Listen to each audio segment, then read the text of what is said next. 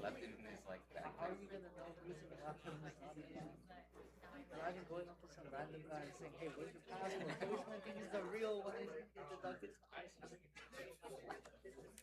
Do not do this. But it could be. Why is it being passed? Wait, Matt. Did you give Steve? Yeah, I see. You give him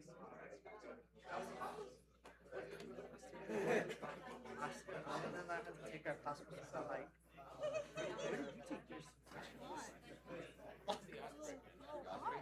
it was like They all asked. Like, where's your passport? I took mine on midnight. maybe I could And then it learned at the end that it was all fake. You know, the class opposite. was actually crazy. I only got deducted once. Yeah, I was like wondering. See, I know my stuff's at obviously.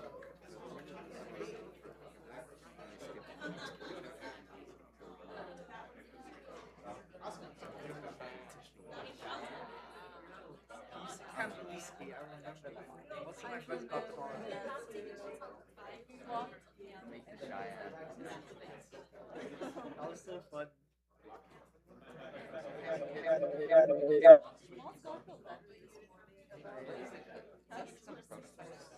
Most like said. So I don't think I have any songs saved in my class. And one of my Wait, friends oh, was oh, like, oh, "Make oh, make oh, make oh, make oh, make oh, make oh, make oh, make oh, make oh, make."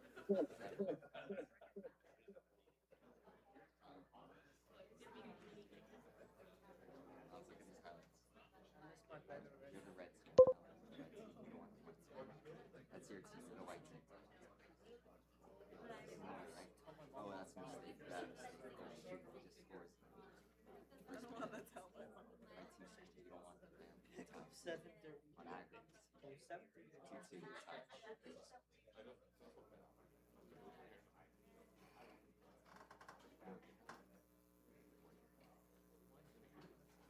Oh, I know that one. That's the worst one.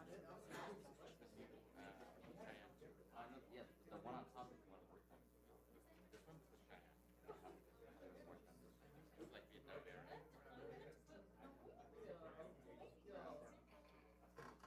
What did your family get? He just scores twice.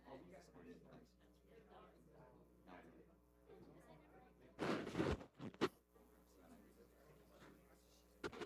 Randy videos on.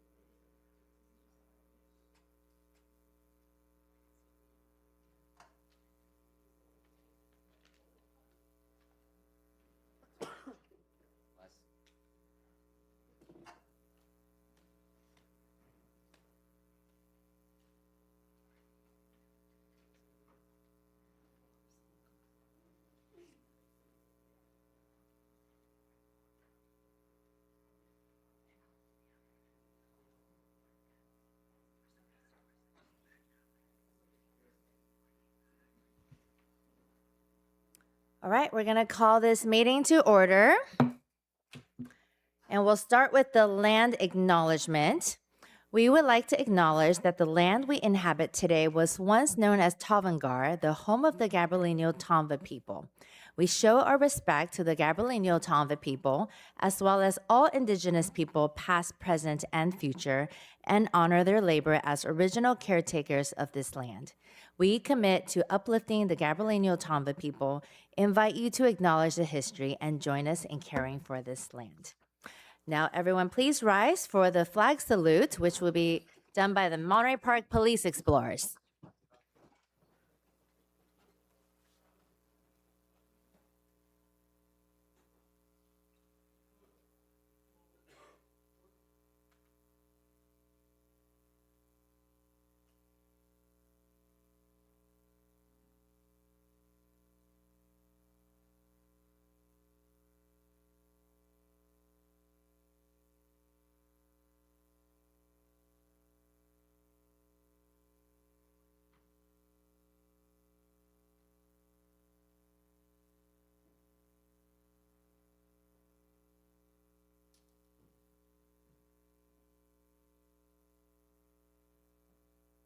Outward, face,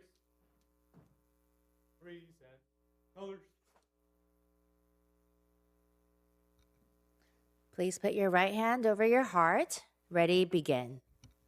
Pledge of allegiance to the flag and the United States of America, and to the republic for which it stands, one nation, under God, indivisible, with liberty and justice for all. Order, colors. Outward, face, forward, work.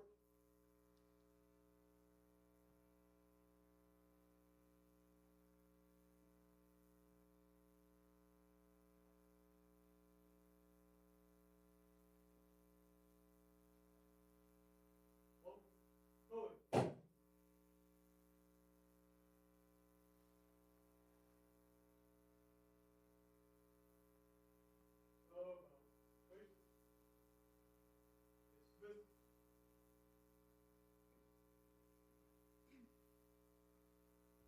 Thank you. You may be seated.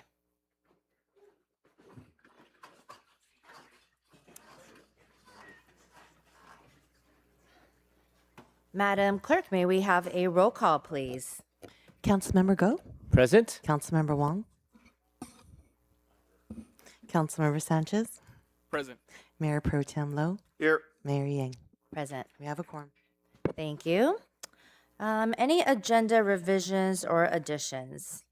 Madam Mayor, would like to request to move up presentation items before staff communication because we have guests in the audience tonight. So if we can do that, that'd be much appreciated.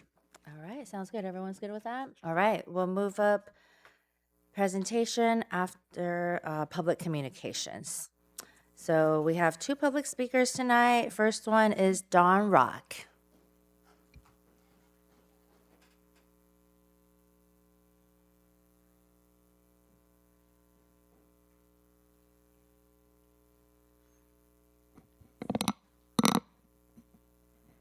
Good evening, Mayor, council members, and dedicated staff.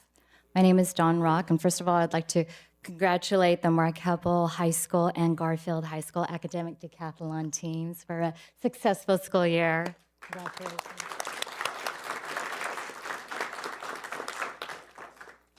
On behalf of the Monterey Park Historical Society, I would like to extend our heartfelt thanks to you, the city staff, and the volunteers for a successful Cherry Blossom Festival. And although I don't recall anyone here with a new membership to the Monterey Park Historical Society or Museum, we did receive a few new memberships this weekend.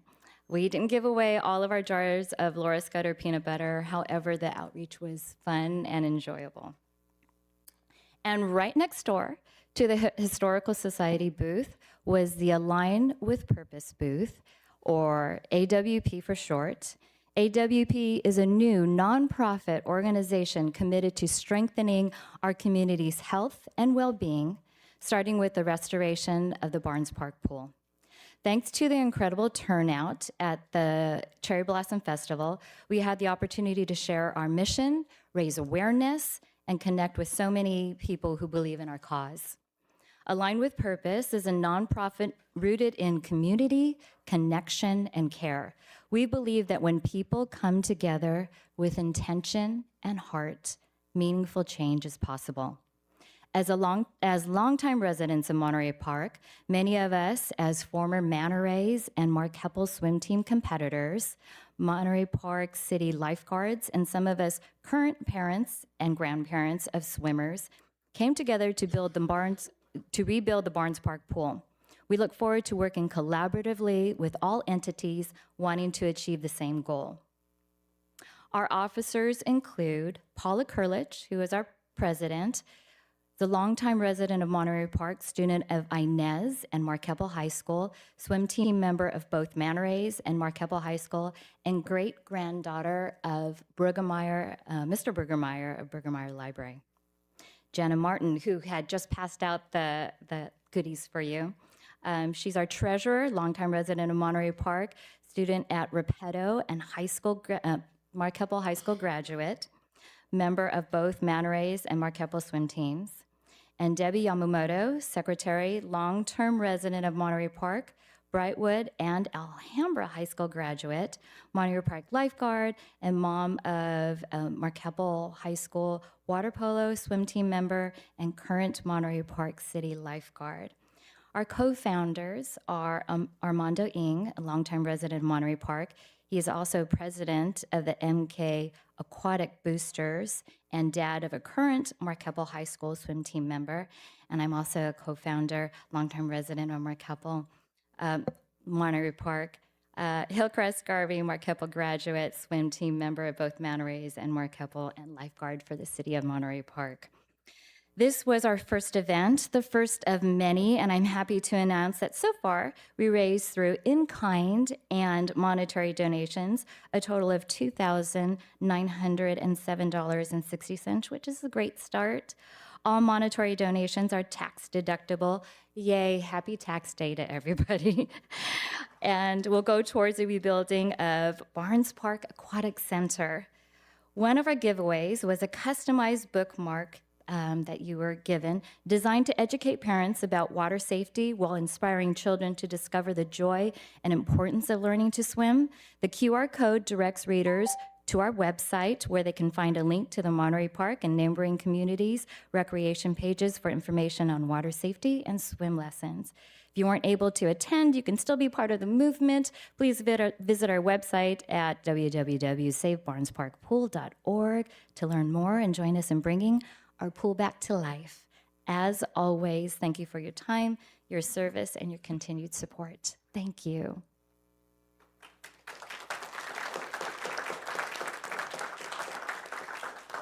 Thank you, Dawn. Next speaker is Jairo Gamey.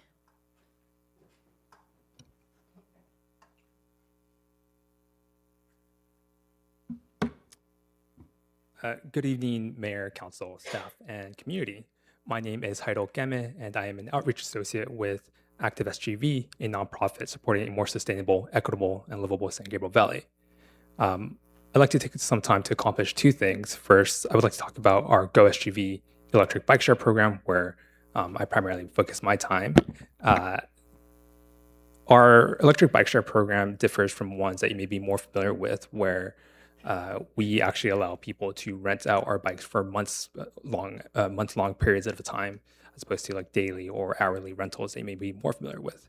This means that participants can take the bikes home and use them as they see fit to their needs, whether it's active, commuting, errands, or just for fun.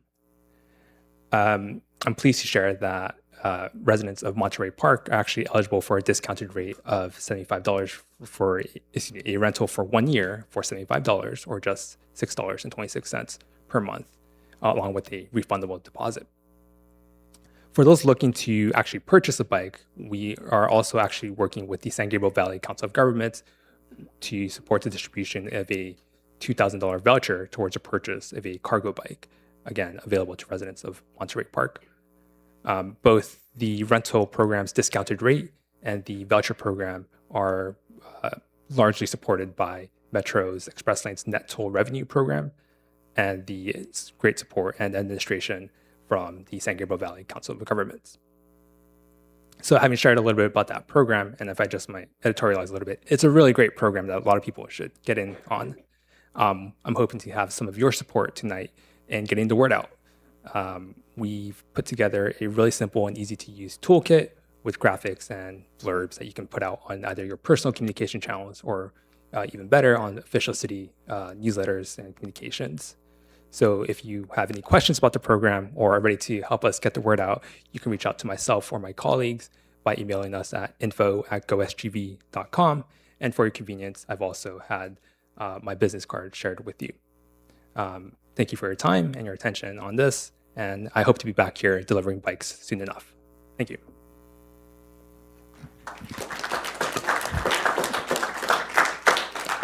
Thank you, Hiram.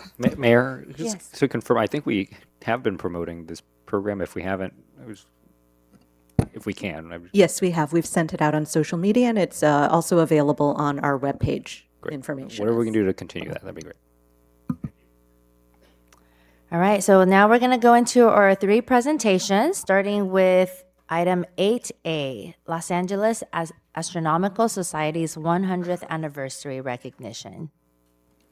Madam Mayor and members of the council, tonight we have 2 members from the Astronomical Society. We have Keith Armstrong and Tim Thompson. If you'd like to join us at the front podium here.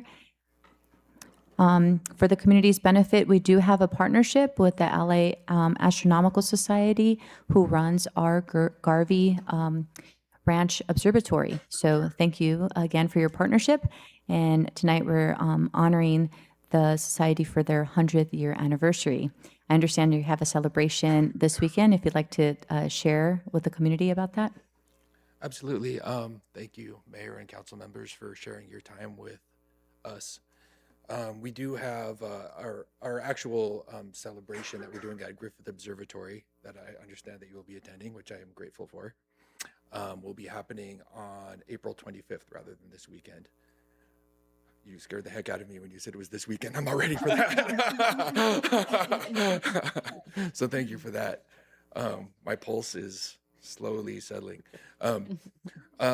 Despite the honor of being able to speak in front of you all today, I feel it best to defer this time spent to Tim Thompson, who has been the president of the Los Angeles Astronomical Society for a lot longer than I have been, and he has a deeper connection with the community and the earth in general, I would say. So with no further ado, Thank you. Tim Thompson.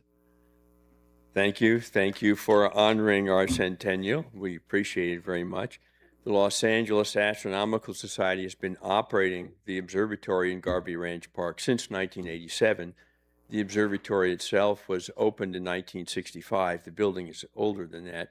So we've been serving the community for 60 years.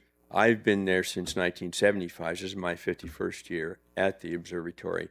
And I was the last president of the Monterey Park Astronomical Society, which was founded in part by Leonard Normand, who was the city's director of Parks and Recreation back in the 70s.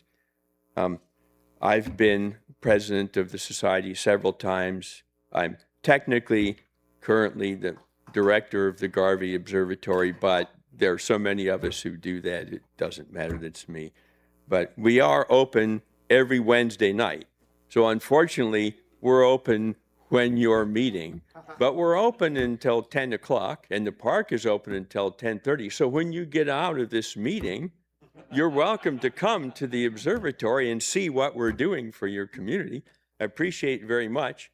And with your permission, we're going to go back there now, and we will be there waiting for you when you get there. Thank you. Yes. Well, we have a certificate from the city to celebrate your centennial celebration. So council's going to come down, present it to you, and we can take a picture.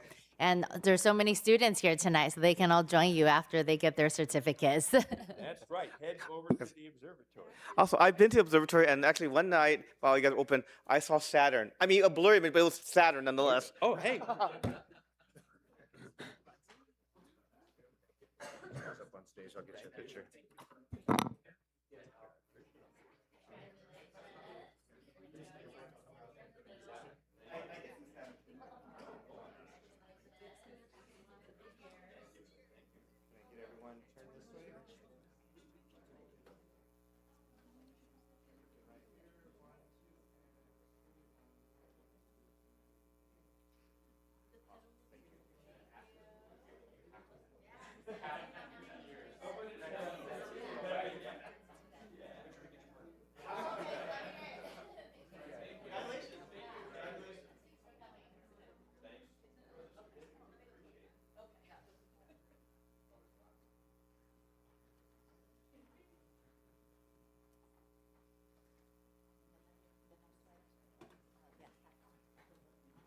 And Madam Mayor, if I may, for those of you guys who are in the audience and have not had the privilege of going to the observatory, I highly recommend you visit. It's one of the local treasures here in Monterey Park to have our own observatory that's open every Wednesday. But right next door is also the Historical Society and Museum. So, and I know there's some people here, so you can double dip there. And we have an amazing park at Garvey Ranch that my daughters love going to as well, if you have young ones. So thank you so much for everything that you do, for being there every Wednesday. I know my daughters really enjoy going and visiting. It's a little late, but we do stop by here and there. But Henry and I will definitely try to make it afterwards. No, actually, we did go one time, and that's when we saw Saturn. Yeah. We could arrange a special session. You're important people. All right, we'll definitely talk. Thank you so much for being here.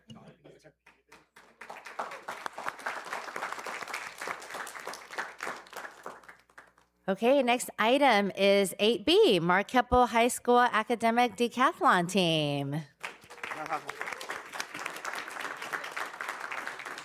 Does the coach want to say a few words? I'm a little shy, but I'll say something.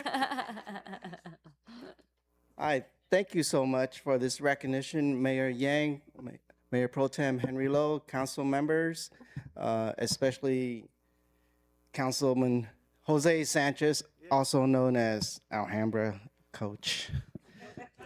Okay, and especially we have some dignitaries. My boss, the principal of Mark Keppel, a graduate of Mark Keppel. Please stand up, Ms. Perez. Okay, and we also have parents from they sort of adopted the team. Mr. and Mrs. Mata, and Mr. Mata and I are graduates of another park, Huntington Park High School, LA Unified. We had a very successful year, and it is not just due to one effort of the coach. The team itself is actually, a combination of all the efforts of the whole class, the whole school community. We received tremendous support from Mark Keppel, PTSA, Alliance, and all the taxpayers. Okay, and yeah, we definitely couldn't do it alone. And the funny thing is, I work closely with Jose and helping the new San Gabriel coach along, and our results are always very similar. And I think when we go to state, they always know that we're going to be near the top. And I want to also congratulate Coach Sanchez, and he pulled a royal flush on us at county, and I'll never forgive him for those 3 points. But we did okay at state, and but we always consider ourselves, and me especially, privileged to work in this community. I live in Diamond Bar, and I have friends across the country. When I tell them I work in Monterey Park, and they ask, "Oh, is that sort of like near Beverly Hills?" Because they think LA, they think Beverly Hills. I go, "Well, it's the Beverly Hills of for the Chinese." And it's a privilege to work here for 16 years at Inez, and then the remaining years at Keppel, and especially with my awesome principal, Ms. Perez. In terms of my team, they kicked butt.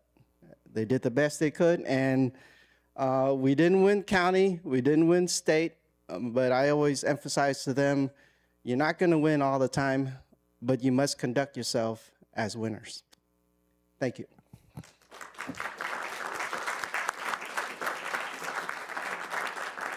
Thank you, Coach. So, Madam Mayor, if I can just also add, because I think Coach Tran's being a little modest. His team did exceptionally well, and I do want to share that their high score was extremely high this year. They scored among the top, not just in the county, but throughout the state, with a overall score of 49,044. And they had the 2 highest scores in the county. and I know they're here, so I want to recognize them as well. Ivan Liu, who was the #1 scorer in LA County,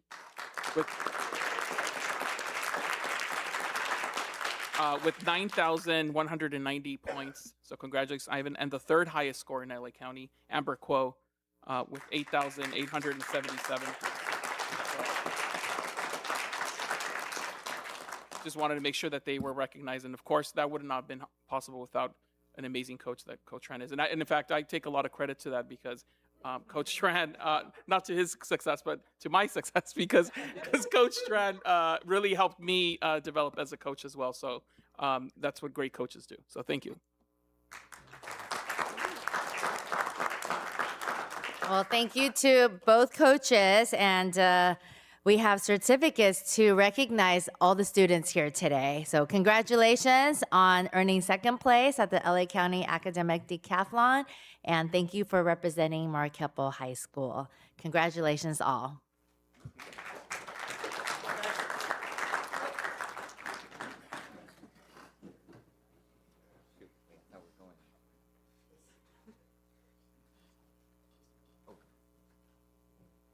Line up by scores. Congratulations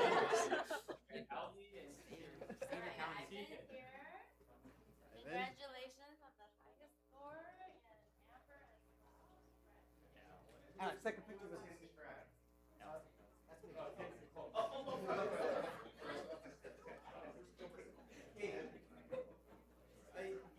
He's my assistant. He's at UCI.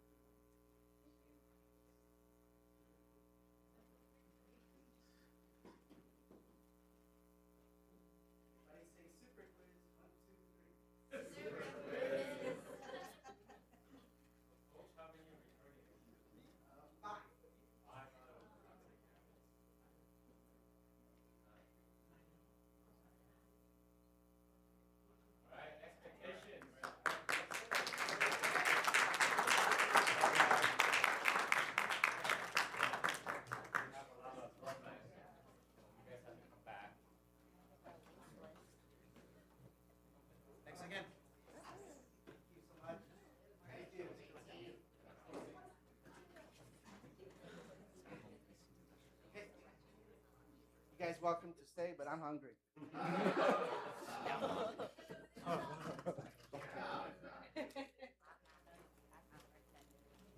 All right, and we have another decathlon team to recognize here, the Garfield High School Academic Decathlon Team.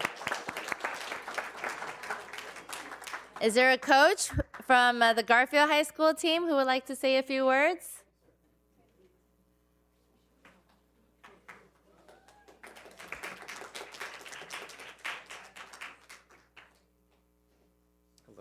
Hello, mic test, okay. Hello, Mayor, council members. I was not expecting to speak, so I'm kind of just,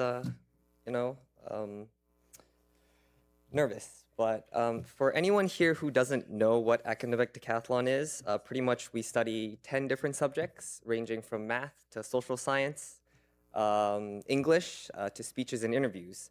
And I think one of the big things that goes unheard of for a lot of academic decathlon teams is not just the competition and not just the studying, but I think it's a lot of the family bonds that are formed between the team members as well as the coaches.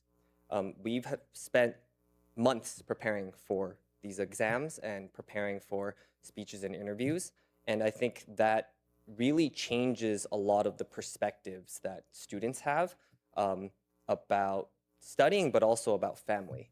I think, especially for with these students coming from East LA, family means a lot to them. I think the community means a lot to them. And I think not only have they performed exceptionally well, in fact, this is our first time winning first place at our regional competition, but also I think this means a lot to the community as a whole. I think for a bunch of students who have been in a very disadvantageous position, not only because of the community, but also because of the circumstances surrounding them, I think this is their one outlet to show that they can indeed compete with the best of the best. And they have performed exceptionally well, I believe getting 15th out of the entire state competition, which is exceptionally well for a bunch of people who I think throughout their lives were told that they would not amount to much. Sorry. I think they've proven themselves time and time again. I think we've definitely had our struggles over the past several years, and I think they've not only overcome those struggles and those trials and tribulations, but have performed exceptionally well this year. And I want to thank them. They've basically are a second family to me, and I think they found a second family within the team as well. And so I think there's a lot of emotions and feelings that go through that's beyond just testing and beyond competition that goes unsaid. And I think this is a weird occasion. I feel like a lot of us have never been in a situation to be able to present in front of such esteemed people. And I think for a lot of them, it's the first experience. For me, it's also my first experience just being in front of a chamber like this. And I think it can be overwhelming, but I think it's also a nod to what they are capable of. And I hope that moving forward from here, they can take this experience and continue doing great things in the future. Thank you.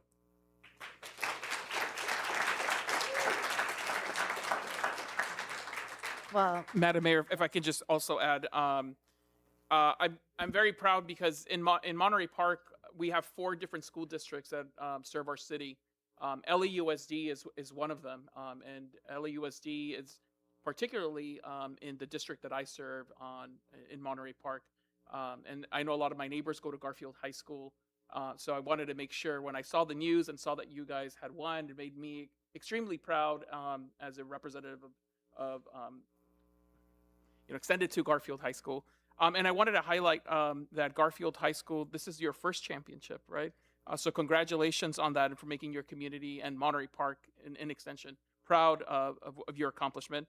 But I also want to acknowledge their overall score, high score, was the highest in LAUSD at 44,336 points. So congratulations. And I also wanted to highlight that they had the 3rd highest score in LAUSD. Joseph Villa, can you stand up? Is Joseph here? With 8,267 points. So good job, guys. And I think we have certificates for them, right? yes, we definitely do have certificates and amazing speech, coach. It's so heartwarming to hear the struggles you guys have overcome and the successes you guys have accomplished and the family that you guys have created out of this ordeal. So congratulations, and we'll come and pass out certificates. Please come up.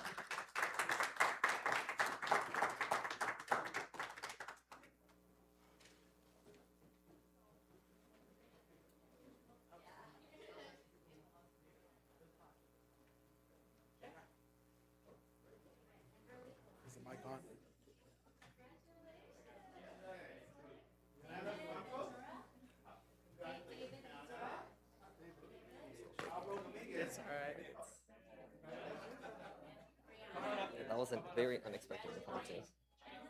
Yes.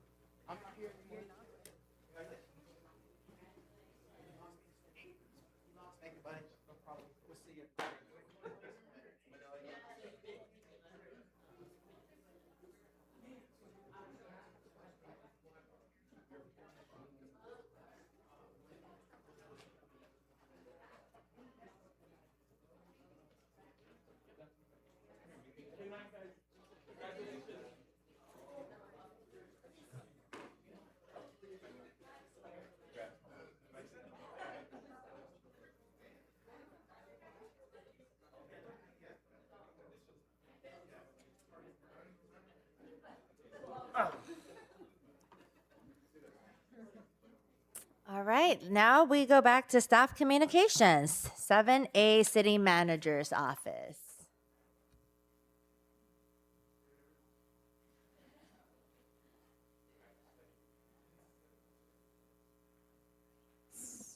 Good evening, Madam Mayor and Council. Diana Garcia, Assistant City Manager. This evening, I'd like to highlight a few surveys and events that we've got going on across the city. The first will be the monthly compost giveaway that's going to be taking place on the 18th in Garvey Ranch Park. Free compost is available to all of our Monterey Park residents, first come, first served, and limit of 2 bags per customer during the first hour. That's a monthly event, and the next one is going to be on the 18th. The following will be May 9th. We've also mentioned this, but we wanted to give everybody another opportunity to take the Ware Disposal Customer Satisfaction Survey. This survey is available in English, Spanish, and Chinese using the QR code here. And this survey will be open through the end of the month. So we'd like to please have residents participate so that we can understand what's going well and what needs to be improved. Additionally, residents can vote for the second annual Community Choice Awards. Nominations are already open and they'll close at the end of May, and the winners will be announced at the State of the City event on June 9th. Residents and non-residents can vote for favorite restaurant, retail, service provider, and nonprofit. So please get in and nominate your favorites now. And then finally, this survey ends on the 19th of April. This is our communication survey. The city is conducting this survey to better understand how the public receives city information, what topics they're interested in, and will shape our citywide communications. So this is open to all of our residents, people who work in Monterey Park, business owners in Monterey Park. Please, this is your last chance to get those thoughts in. And it's also available in English, Spanish, and Chinese. And just wanted to give a shout out to Citlali Tejeda. She is our Civic Spark Fellow who's been working on citywide communications. So please give her your feedback. That concludes my presentation. Thank you. Thank you, Diana. Any questions, comments? No? All right. Thank you for all that information. Lots of surveys for the community to complete and give feedback. Next up, we have Recreation and Community Services. Good evening, Mayor, Mayor Pro Tem, City Council members. Robert Aguirre, Director of Recreation and Community Services. Here just to share a few updates of upcoming programs and events. So just want to first start off by thanking everyone that came out to our Cherry Blossom Festival this past weekend. Super successful event. Want to give a special shout out to our event committee of volunteers, but also want to highlight the amazing work that our recreation team did, especially our recreation manager, Christina Alatorre, recreation supervisors, Orlando Muro, Memo Chavez, also our recreation coordinators, Alejandra Suaza, Shannon Rodriguez, Scott Imazumi, and also our recreation recreation specialist, Chan Lim, and also Michelle Chin and Christina Garcia. I wanted to name them all just because they did such an exceptional job and did so many, countless hours of hard work. And this year's event was so smooth, so successful, massive crowd, lots of booths out there. And just at the end of the day, tons of happy, enjoyable times, and people really had a good time. So I just wanted to make sure I shouted them out. Also want to do a special thank you to all the other city departments that helped make this event successful, because although the rec department is leading that event, it definitely is a whole team effort to make it successful. So thank you. Next slide, please. Also wanted to invite everyone out. We have our annual Happy Birthday Monterey Park Playdays Carnival coming up May 7th through the 10th. That'll kick off on May 7th with our Cinco de Mayo celebration, which will have our mariachi with also some a band, Sangre Nueva, that will be playing some dancing music right after. So come out to kick off on that. On that Friday, we'll have an 80s band, and then on that Saturday, we'll have a 90s band. And then on Sunday, we'll finalize the event with our AAPI Heritage Month entertainment on that Sunday. So we're looking forward to that. You can get pre-sale tickets for the carnival currently on the city's website at montereypark.ca.gov/playdays. And if you get your pre-sale tickets now, you can save up to $8 on each of those all-you-can-ride wristbands. So encourage everyone to get those savings now. Next slide, please. do want to share that our first annual MPK campout actually sold out in the first 30 minutes of release. So this is an exciting event. This is our first one. So we have over 200 participants that will be coming out to that campout event. And you know, we're starting out. We want to make sure that this event runs well. And in future years, we do expect to expand it. But we do want to make sure this first year has a great experience for all that come out. And then we will continue to grow this event. We definitely see that there is an interest. And so we're looking forward to providing a memorable evening for our residents. And then also wanted just to highlight, we are going to be starting registration for our Kid Ventures Summer Camp. So if you're a parent that's looking for some activities for this summer, we do have weekly camps. Get your signups now at montereypark.ca.gov/Kid Venture Camp and get those signups now because we will fill up as well. So just want to encourage people to sign up. Our activities are well liked and staff does an amazing job. So always pay attention to our social media, city's website for all the upcoming activities, events, and as mentioned, get in early because things are popular. So thank you, and that completes my presentation. I'm available for any questions. May I, Mayor? Robert, I want to congratulate you guys for Cherry Blossom, not because of the work that was done, but the work behind the scene that wasn't done. Because I remember going up there Thursday, seeing you and Inez, preparing for the storm that was coming all of Saturday and Sunday. But luckily that storm only came in a very small period on Sunday morning, which the event wasn't even open. Yep. But just to know that you guys prepped and prepared for the inevitable, Absolutely.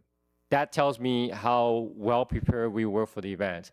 And God willing, beautiful sunshine both days. So congrats on a great event. Thank you. I'll just echo the council members' kudos on Cherry Blossom Festival. I think every year, at least the years I've been on council, it gets bigger and better every year. So really appreciate the work from the city staff team, but also the Cherry Blossom Committee. I want to make sure they get a shout out or some sort of appreciation as well. Otherwise, Travis will get mad at me. But want to make sure, appreciate them and the volunteers. I know there's a whole volunteer team that helps put the programming together and everything as well. So great event, great turnout. On Saturday, a lot of people. I think the rain and the muddy-ish field may have deterred a few people on Sunday, but still great turnout when I came by. And people were supporting local businesses and the food vendors and really being able to enjoy Barnes Park and the city of Monterey Park in our celebration of culture. It was great to see, and great to see that these events are the camp out, obviously, this event, play days, everything has for years been a great draw for the community and great opportunity for the community to come together. So appreciate all the work that Parks and Community Services are doing. Robert, I'm going to echo the same thing. I'm always very impressed how well your team does with a lot of these really large events. And like Councilmember Wong said, it just keeps growing and it becomes really great. My daughters look forward to it every year. In fact, on Saturday we came like 3 times. It was so good. But we went home and they were like, "Can we go back?" And we did 3 times. So anyhow, Awesome. very appreciative of that. I did have questions about the camp out. I'm not sure if you can share now just a little bit about what the camp out will look like in terms of.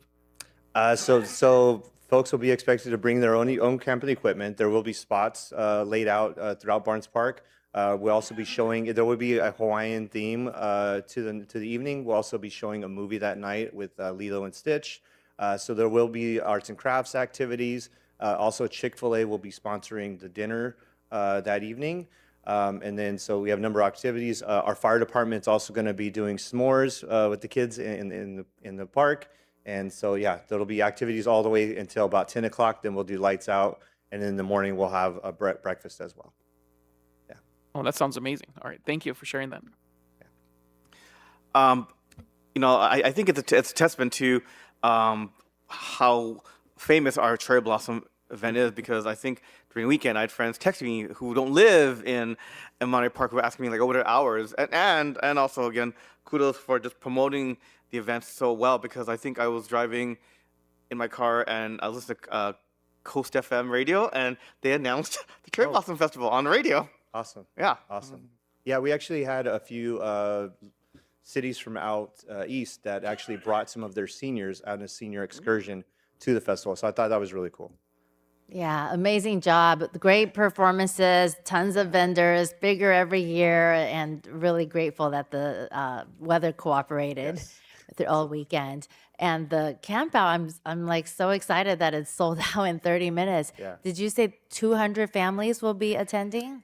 200 folks, so about 200 40 folks. families. Yeah. Okay, got it. And then we'll Wow, continue to that's a grow lot of that year people. after year. Right? Yeah. I hope it's a big success. Absolutely. Yeah, thanks Thank for you the so great much. events. Thank you. All right, next is our consent calendar. We have a speaker on 10F, so we'll pull 10F. Any other ones that need to be pulled? Just 10G for me for just a quick report from, or just a report from the staff, 10G. Okay. I'll move consent. The All right, remaining. Councilmember Wong moves. I'll second. Councilmember Sanchez seconds. Let's vote.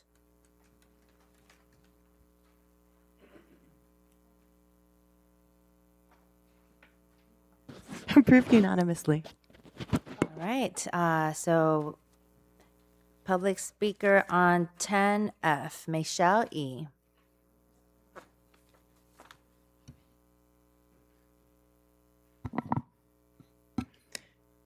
We didn't expect you to pull it, so I was just going to do a public comment. We'll have to get ready. I just wanted to say, so as I near the end of my term and celebrate my very last Municipal Clerks Week with you, I wanted to take this opportunity to recognize the hard work of our city clerk staff, Cindy, Helen, Michelle, and Gabby. You guys are amazing. We're so lucky to have you. Your professionalism, your skill, your patience, and your support, without a doubt, has been tested over the last few months, and you have rose to the occasion. We're so lucky to have you as a city, and I just wanted everyone to know, and I wanted to thank you on behalf of all the residents in the city of Monterey Park. For your service. You are the backbone of this show. And so you do that effortlessly every 2 weeks. And you represent the very best of this profession. So thank you. And we wish you the very happiest of Municipal Clerks Week. Thank you.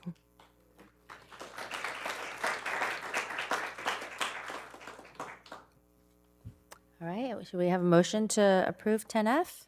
I'll move the motion. All right, I'll second. let's vote. Approved unanimously. Thank you. Now 10G.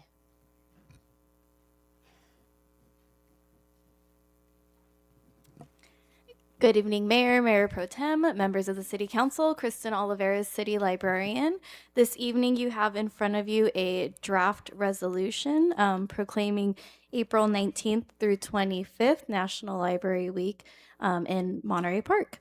The Monterey Park Brooker Library is celebrating National Library Week, which is celebrated nationwide annually in April to highlight the valuable role libraries, librarians, and library workers play in transforming lives and strengthening our communities. This year's theme, Find Your Joy, is an invitation for people of all backgrounds to explore and discover what sparks joy in them at the library. To help individuals find their joy at the library, library passports will be available during National Library Week. Visitors can pick up a passport at any service desk, then complete the listed activities to receive a small prize. And so tonight we are asking that you adopt a resolution declaring the week of April 19th through 25th, 2026 to be National Library Week in Monterey Park and taking such additional related action that may be desirable. I'm happy to answer any questions. Yeah, I'm here. Thank you, Kristen, for that great report. I was just at the library the week during spring break for AUSD, and I still saw kids in there, but more importantly, I saw adults in there. So that library is utilized from a capacity standpoint. Everyone comes, not only our residents, but surrounding communities as well. So you guys have been a great resource, not only for our city, but for surrounding communities. And I want to say thank you for being part of that.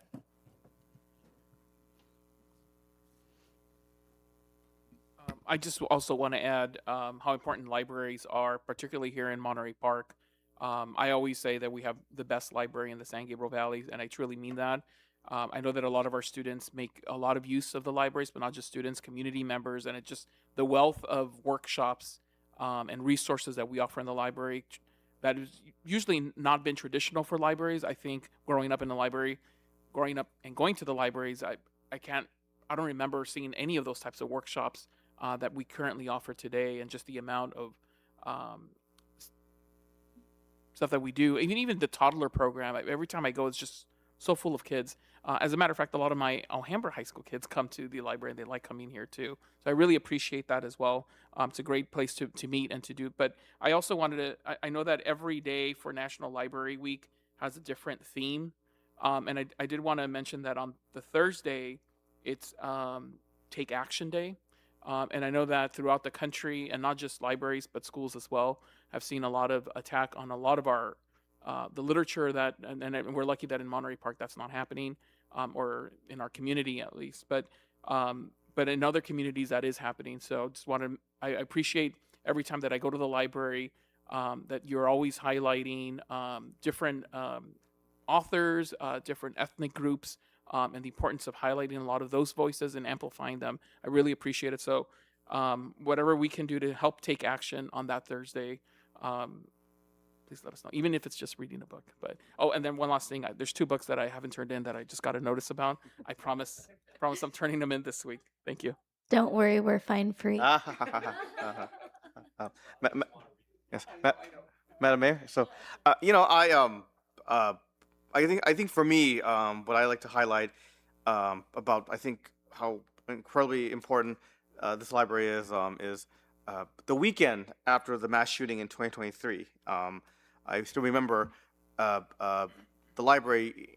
I know internally there were discussions about, do we still continue the free legal clinic given the tragedy that occurred, and I think that it was very courageous for the library to continue, and what I remember, I think all of us who went to the library that weekend was that there was still a long line of community people, either from Monterey Park or outside Monterey Park, still in line waiting to sign up for pro bono services. And I think that if anything, even in light of tragedy, that the library still continued its duty, and the community still showed up, not just for service, but to also, I think, support. I think in many ways is also supporting Monterey Park at that dark moment. And so again, to me, that is something that I will always remember and say often about our library. So Thank you. Yeah, it's amazing how many events our library has. And also on the hot days, you guys act as cooling centers too. So community really appreciates that. Anyone? I'd like to make the motion. All right. Councilmember Go moves. I'll second. Councilmember Sanchez seconds. Let's vote. Approved unanimously. And if I may, I wanted to give you a sneak peek of the special edition library card that will be available for the month of May to celebrate the city's birthday. Will you pass that along, Amy? So this limited edition library card includes the greetings tour mural on it, and so we will have that available beginning in May, and you are the first to see it. And that's for new members only, right? No. Or Well, there is a $3 replacement fee for a new library card, so anybody okay, who I wishes. think I just lost mine.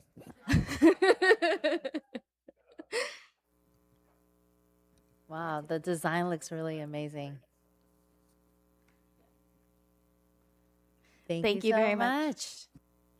All right, that's all for our consent agenda. Moving on to new business. 12A, Amendment to City Council Protocols pursuant to Senate Bill 707.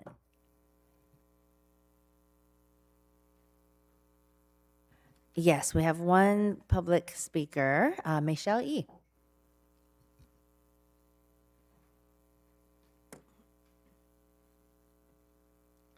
Hello again.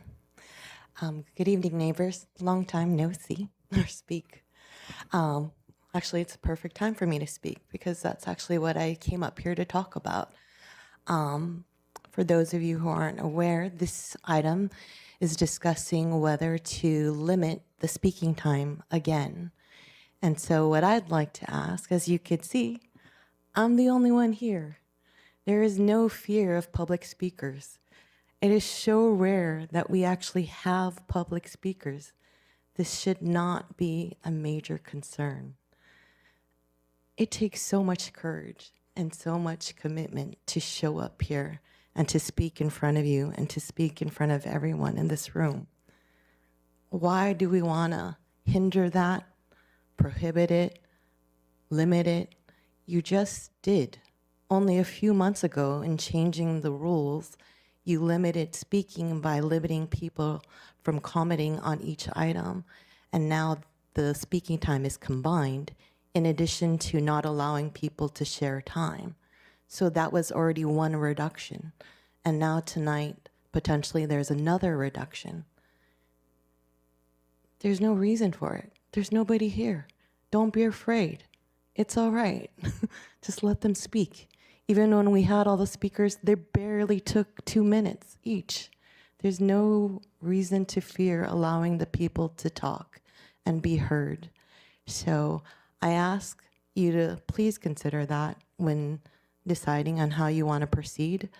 If it's absolutely necessary to create some kind of rule in regards to the time.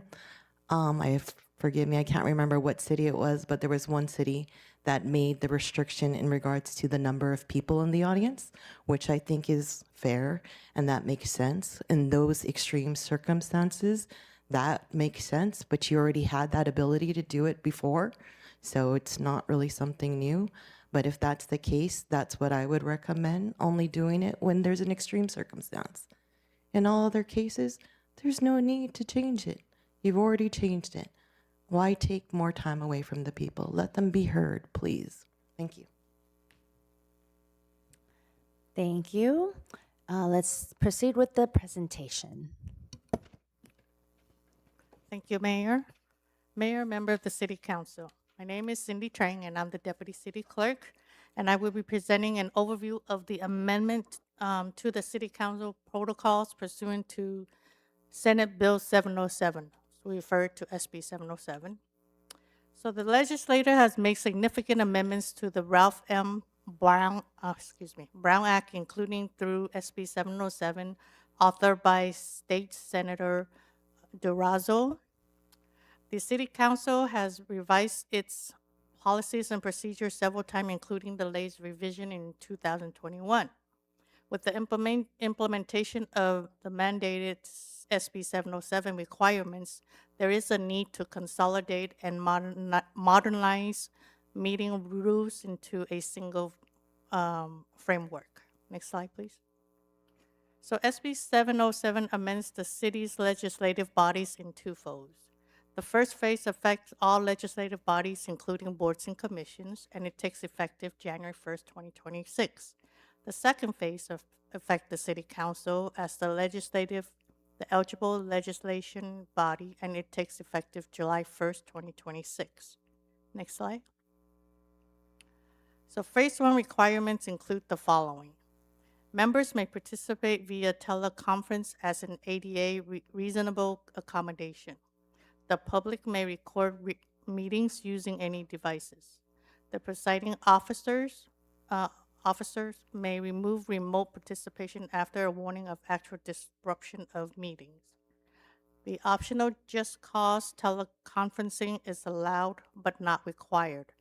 The remote participation for just cause reasons conditioned on full two-way remote public participation. And finally, agenda must explain how to request reasonable ADA accommodations, which we are already doing. Next slide, please. Phase two requirements required. agenda must be translated and posted in applicable languages. The city have the translated agenda.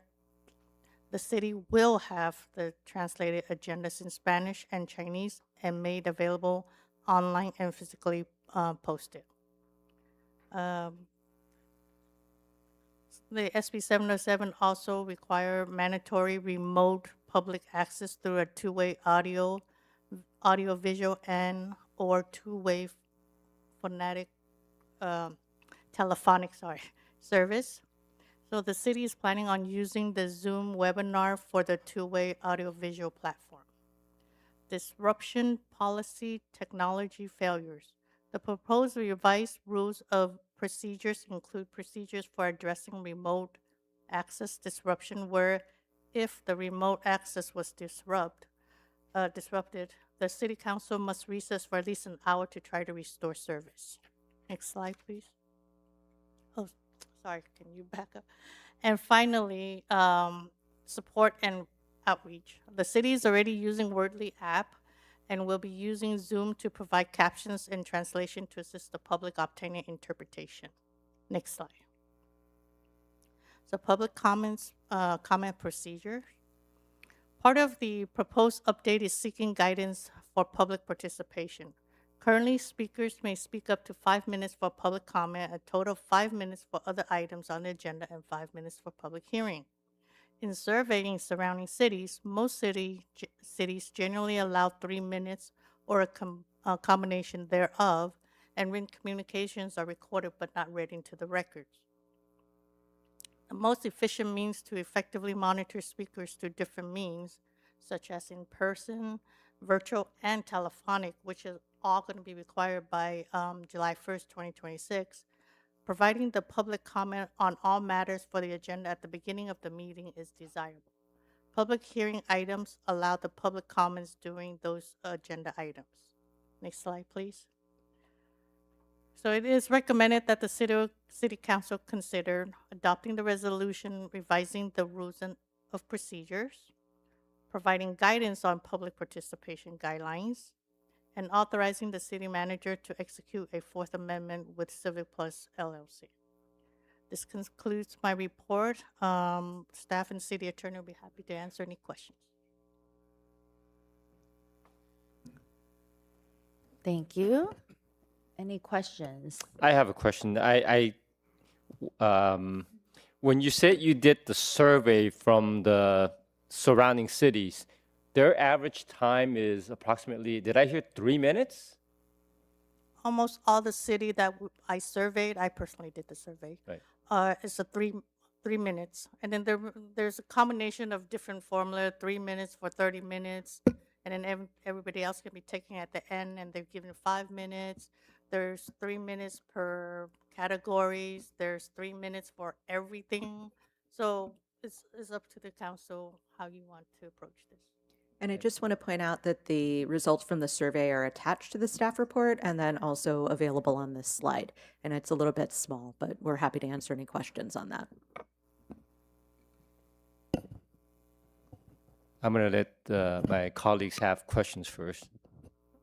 Thank you. I appreciate all the work that went into this. I know SB 707 compliance is extraordinarily complex, and I think every city is struggling to figure out how to comply with this in the short timeline that we've all had.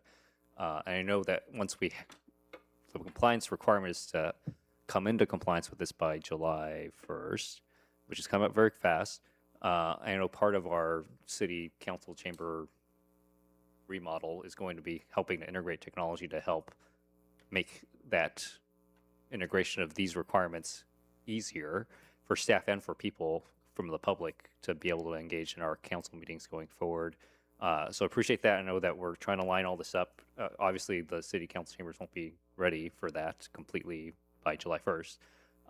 But I know that there will be hiccups for probably at least the first few months of us transitioning to allowing virtual participation right back to I wasn't on council during the beginning of the pandemic, so maybe Councilor Lowe or Mayor Pro Tem Lowe can share some insight into that in terms of how that worked and any lessons learned. I know the staff were I'm sure we learned a lot of lessons from having to be able to engage or having the public be able to engage virtually and in a hybrid mode for our city council meetings. I know that not only us, but every city had challenges with that, and will probably continue to have challenges, which is why we have gotten rid of virtual participation in a lot of our meetings because of a lot of those challenges that still exist. So my questions are, one, how ready are we for virtual and hybrid participation in our meetings? What challenges do you anticipate we should be thinking through? I know some of the thought of preparing for that are here in terms of the recommendation, or at least the analysis that's been done, and you're looking for some guidance from the council on how we want to proceed to address these challenges at the outset and more proactively. I agree.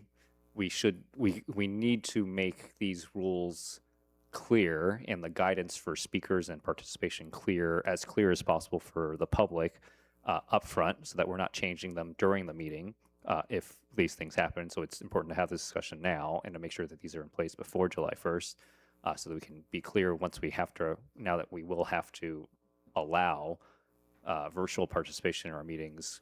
I think it's important to appreciate the staff work that has gone into this to get us to a point where we can make these policies and this guidance a lot clearer for those who want to participate in a different way than we've allowed the last few years. With that, just any other additional kind of thoughts that have been given from, or that have been part of the mix in this conversation and discussion on the staff level that we should be wary of, and we should just be mindful of on the council end as we're trying to decide where we want to go with time limits and other things here. If there's any additional color to add. I can take that question. And thank you for the recognition of the difficulty of implementing SB 707. This has been something that we've been working on for probably about the past 6 months, and we've been keeping an eye on the legislation as it worked itself through the legislature last year. You're right, a lot of this is very onerous technically to apply to all of our procedures in running the meeting.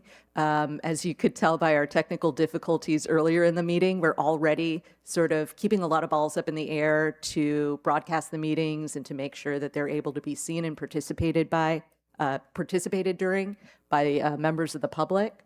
A few things that we've been working on this a lot in the past couple months. We've brought on new technologies. As you can tell, the translation and the captioning part of it definitely takes some time.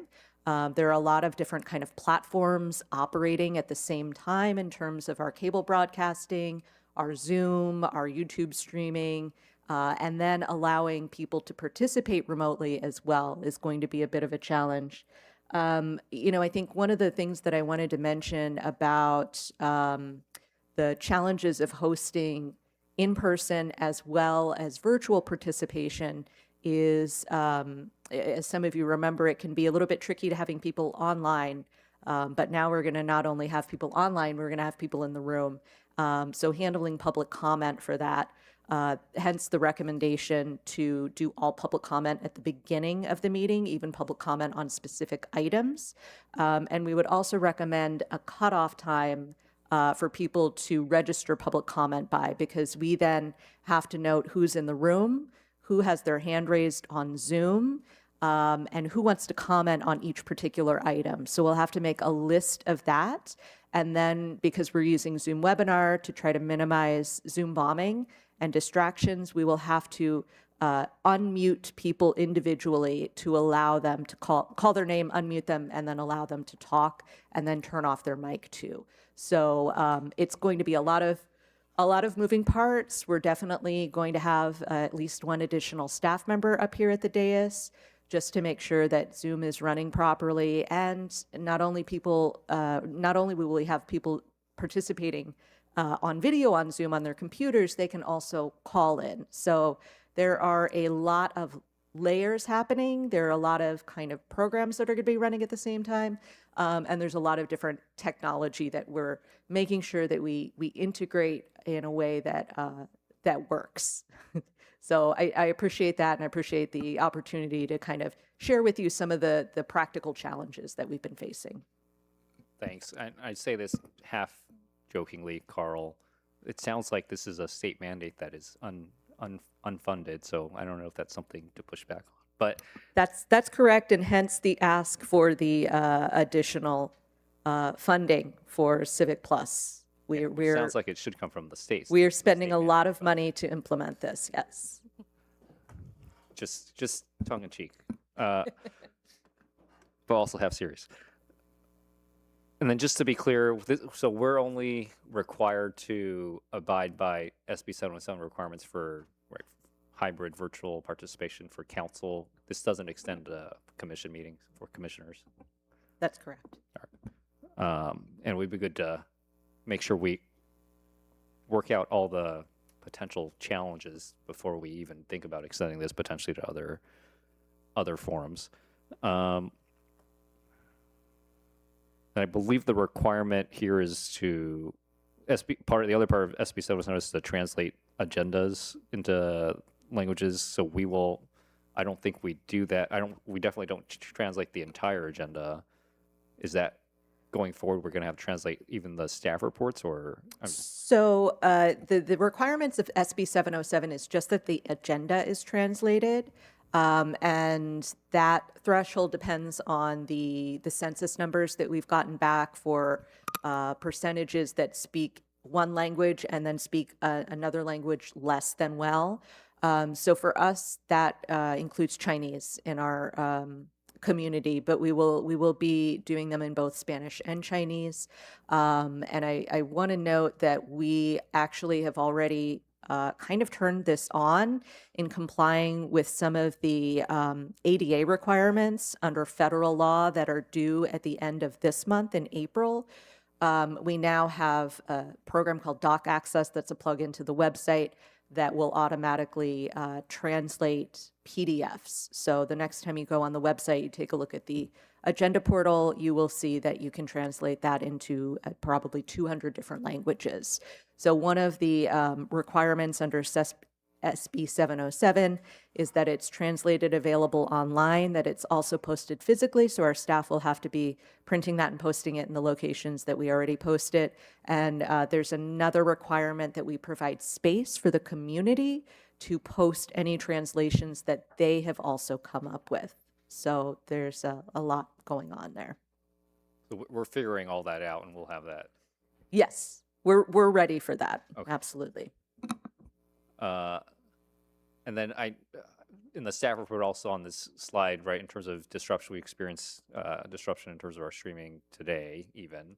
Right, we have to recess up to an hour to try to bring back online access. I don't know, I'm just commenting on the challenge of this and how that will very easily elongate our meetings. Yes. And the requirement is to recess for at least an hour. So if there is a technological interruption, we will have to recess for at least an hour. And then if after an hour we haven't been able to resolve that after we've started, then we can continue. But it's at least an hour. Yeah, so I'm just trying to think of other potential cleanups to this, as I'm sure many cities will experience challenges. And then was one of the questions whether we want to allow council member teleconferencing or virtual participation potentially, or is that something staff is recommending already? So for that item, the Just Cause item, beginning in July, the council would be able to participate remotely for Just Cause reasons. Okay, we're not getting rid of that. And there's no limit now with SB 707, right?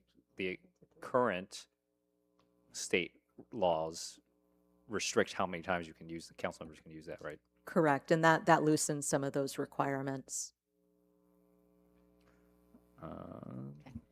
There's, for Just Cause, sorry, I was checking in with our city attorney. For Just Cause absences, it's up to 3 times a year. And then Not an absence. So for remote participation, it's for 3 times a year for Just Cause reasons. Yes. So just remote participation, correct. Child care emergency, correct. On the I've lost my question. So I mean, you noted some of the challenge in terms of managing in-person, virtual, same time, a queue for comments and things like that. How are we going to manage that? I know part of our, I believe we approved moving towards a system that manages digitally comment requests like LA County and other jurisdictions have. We have not implemented that yet. How will we manage online comment requests and in-person comment requests? Someone's just going to take the yellow slips and online hands raised. Yeah, we've taken a look at some different platforms that are available. Right now, there's not one platform that allows you to do absolutely everything at the same time. Hence, it's kind of a mismatch of a lot of different technologies. There is one platform, one product out there that's working on sort of putting all of these things together in one program that would allow you to take online comments easily, allow for translation, closed captions easily, and would go away from a Zoom platform, but would be its own type of Zoom, but built in. And that would allow us to do it really easily. Right now, they're not totally there, but we are keeping an eye on that. So you're right. The procedure in the council chambers is going to be the yellow slips from people that are in person, and then it will be, a procedure where the city clerk says, if you're on Zoom and you'd like to make a public comment, please raise your hand. And so then we will have to get their names and what item they'd like to comment on, and we'll have to have probably a cutoff time then for people to do that, right? Because we don't want them necessarily raising their hand throughout the meeting and then having to go back and try to figure out if they've already talked or how much time they've used. So hence the recommendation to try to do all the public comment for all the items, except for the public hearings up at the front of the meeting. Great. Sounds like it might be challenging. So logistically, it will be a little bit challenging because we are monitoring the virtual and the telephone as well, right? And so if we are able to call all the speaker at the beginning, then that would eliminate in between there somebody out of the blue would raise their hand and want to speak on an item, and then now we got to go back and pivot back and adjust for that and constantly monitoring it.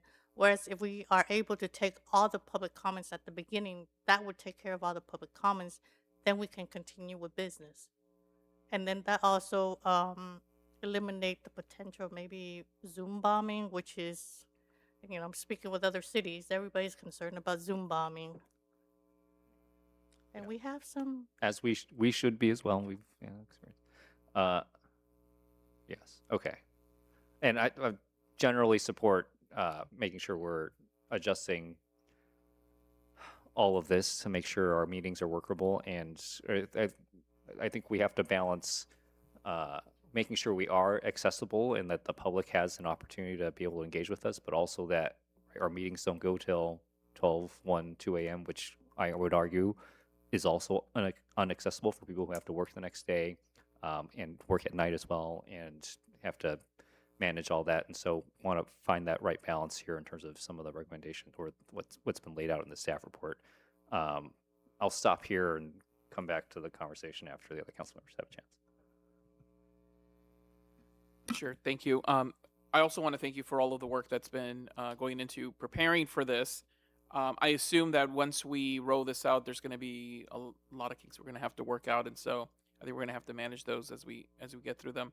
I serve on the Metro Service Council, and I know in the Metro Service Council we already take phone communications, and they, in terms of timing, allow up to 2 minutes. And the process that they use is they allow in-person people to go first, and then they check in the Zoom rooms to see who's available, and then they take those calls as well. And so far, in my months that I've been there, it's worked pretty well, actually. I do like that this new medium would allow for a lot more participation, especially from people that cannot come directly to our council meeting, but also for council members who might be sick and have to be at home, or might be at a conference and might allow them to participate in a council meeting, whereas in the past they wouldn't have been able to. So really like that aspect of SB 707. I do want to also talk about the time length. I appreciate the research that went into surveying all of the neighboring cities in terms of how much time is allowed.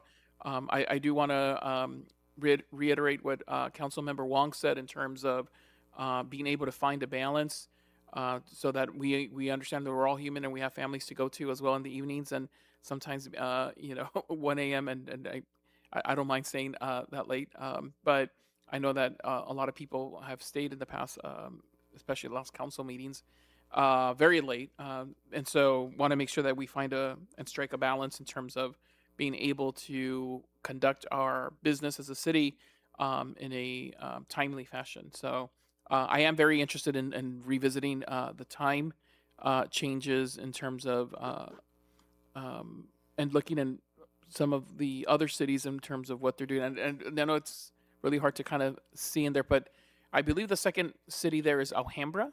Is that correct? Our neighboring city? And Alhambra That's right. allows for, does that say 3 minutes?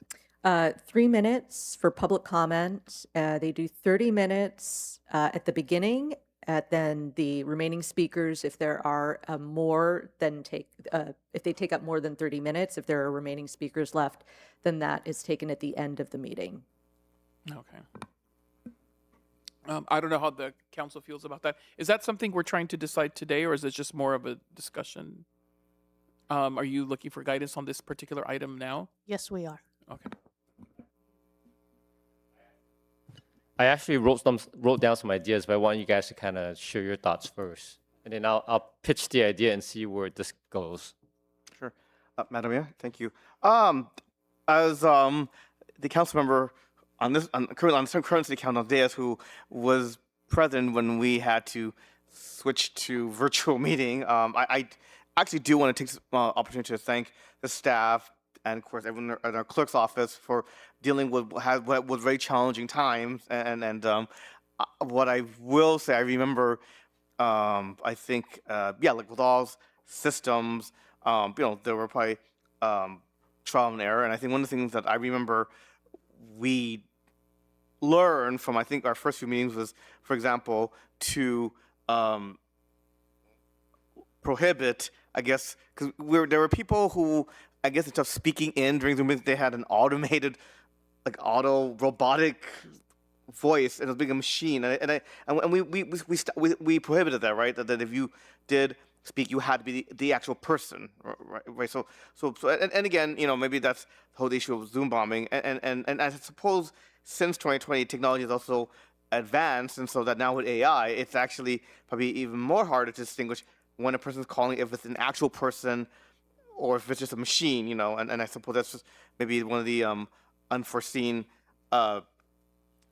issues. But I think that certainly the world changed in 2020 with the pandemic, and I think that prior to pandemic, a lot of people were envisioning what we're doing tonight, what is now prescribed by law, as something that was like into the far future, like maybe something in 2030, and yet here we are. Well, we have been doing it for many years now. I just had one question to ask, and again, maybe it has not been an issue with us when we did do virtual meetings, or it's never been brought up, but as more and more government agencies adopted the Zoom platform, and I bring it up because I guess our plan for the two-way communication is to use the Zoom webinar, was that it was brought to my attention that sometimes when people do use the Zoom platform to do the two-way communication, there were concerns or complaints about the phone numbers, because some of the phone numbers were not toll-free.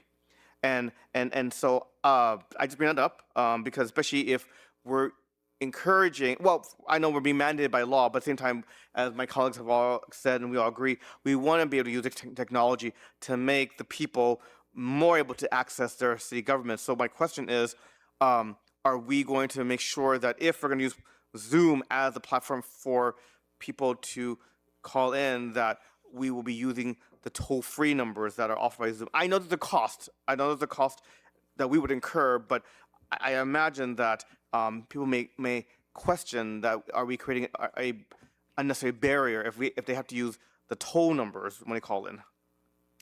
We will have toll-free numbers. So when you make the Zoom invite, it lists probably 10 different phone numbers that you can use, and one of them is a toll-free number. Okay.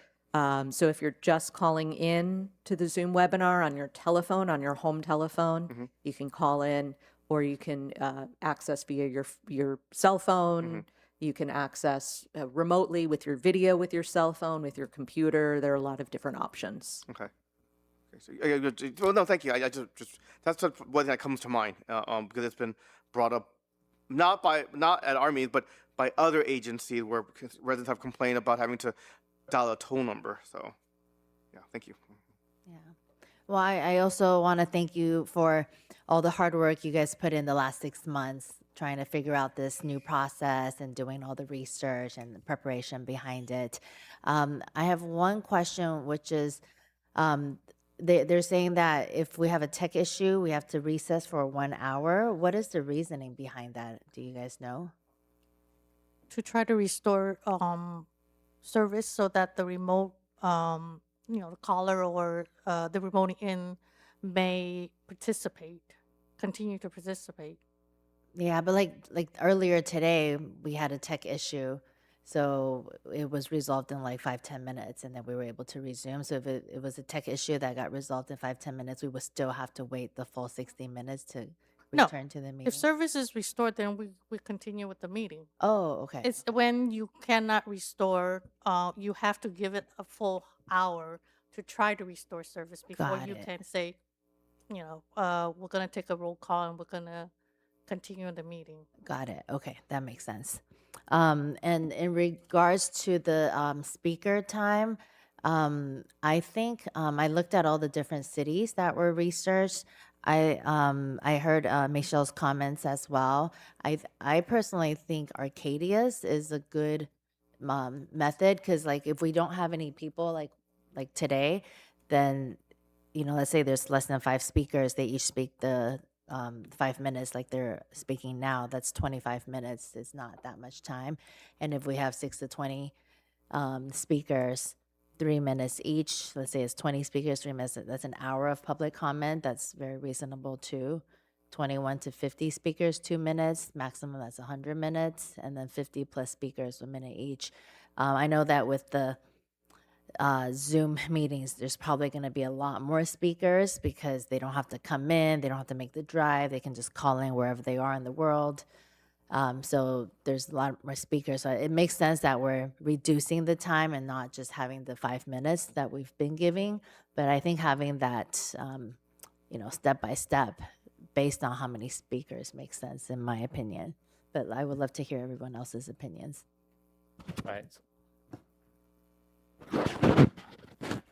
So I actually studied a map and I came up with kind of a little process procedure.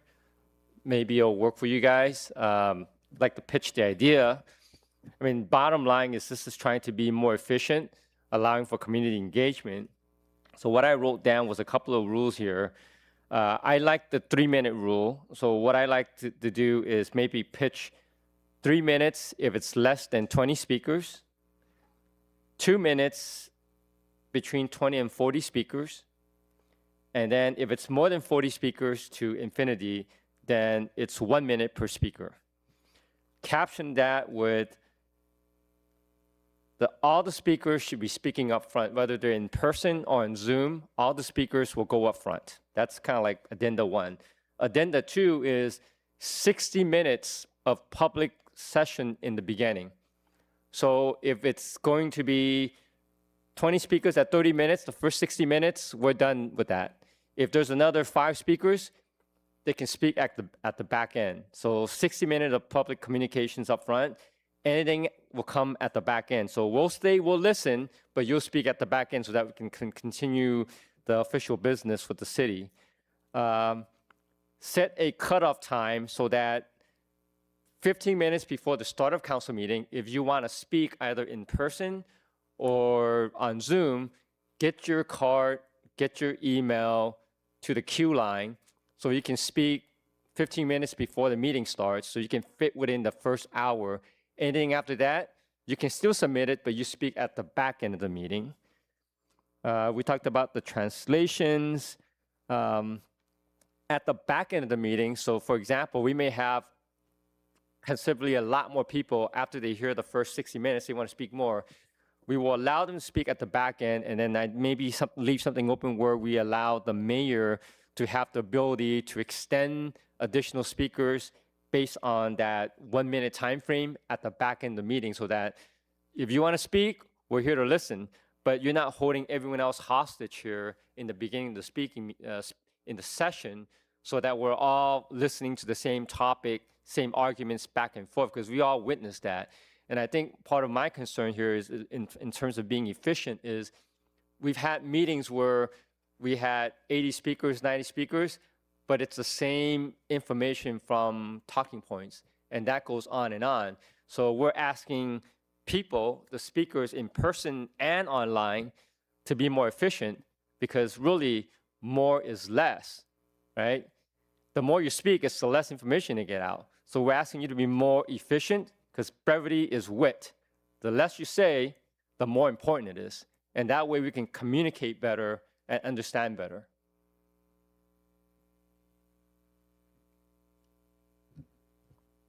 I know Councilmember Sanchez also mentioned Alhambras, which is splitting it up in the beginning and the rest at the end of the meeting. But I think there's some issues with that, right? It's like hard to determine who goes first or who goes last.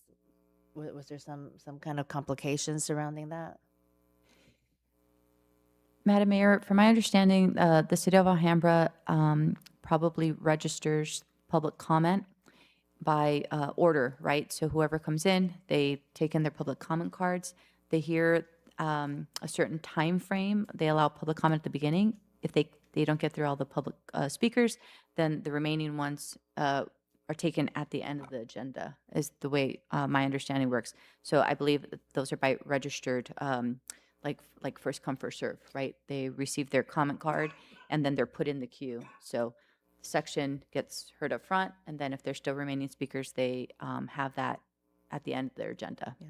And I'll point out as well, Alhambra does this, Monrovia, Montebello, and I believe South Pasadena all do it that way, where they have an allotted time at the beginning of the meeting, and if they can't get through all the speakers, then they will do the remaining speakers at the end of the meeting. So it's not unique to Alhambra. It is something that's more not uncommonly done.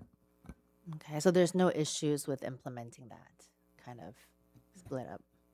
Madam Mayor, I believe the request or the guidance that the staff is also seeking is just the registration of public speaking cards. So currently, even when an item is being heard, speakers have been able to continue to fill out those speaker cards and present them during an item.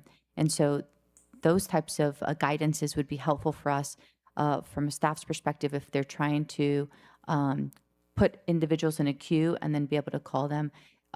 Having a cutoff point for when you're receiving comment cards or speaker cards could be helpful just from an organizational standpoint to keep the meeting running smoothly, so that you're not confused on speaker items coming in while you're managing the queue on Zoom or on the phone and in person.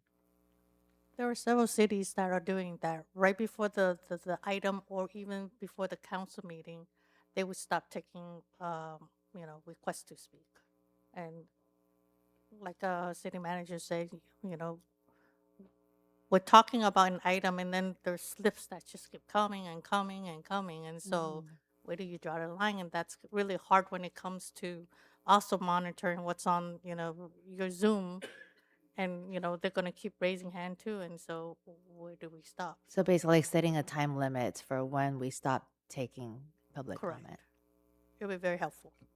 And that would be required as well if it's council's wish to set the time for speakers depending on the number of speakers, right? Because if there's not a cutoff time, we don't know how many total speakers there will be, and we wouldn't know what to set that time at. That makes sense. Madam Mayor, sorry. Oh, that's why I went up with 15 minutes. Is 15 minutes sufficient time for you guys to kind of gather and then get the queue line up? Or do you need half an hour? Do you need 5 minutes? Or I threw it 15 minutes because I think that's probably a good chunk of time for you to gather and say, got to get that in 15 minutes. And then in 15 minutes, you can sort it and figure out, I got 10 here, I got 15 on Zoom, or I got 50 here, I got 50 in Zoom. So you can plan that out. No, I think 15 minutes is sufficient. If I can just recap, Councilmember Go, your recommendations. So it was 20 speakers or less would be 3 minutes per speaker. Between 21 and 40 speakers would be 2 minutes per speaker. And then 41 and over would be 1 minute per speaker. 60 minutes of public comment at the beginning. And then the rest of the public comment at the end of the meeting.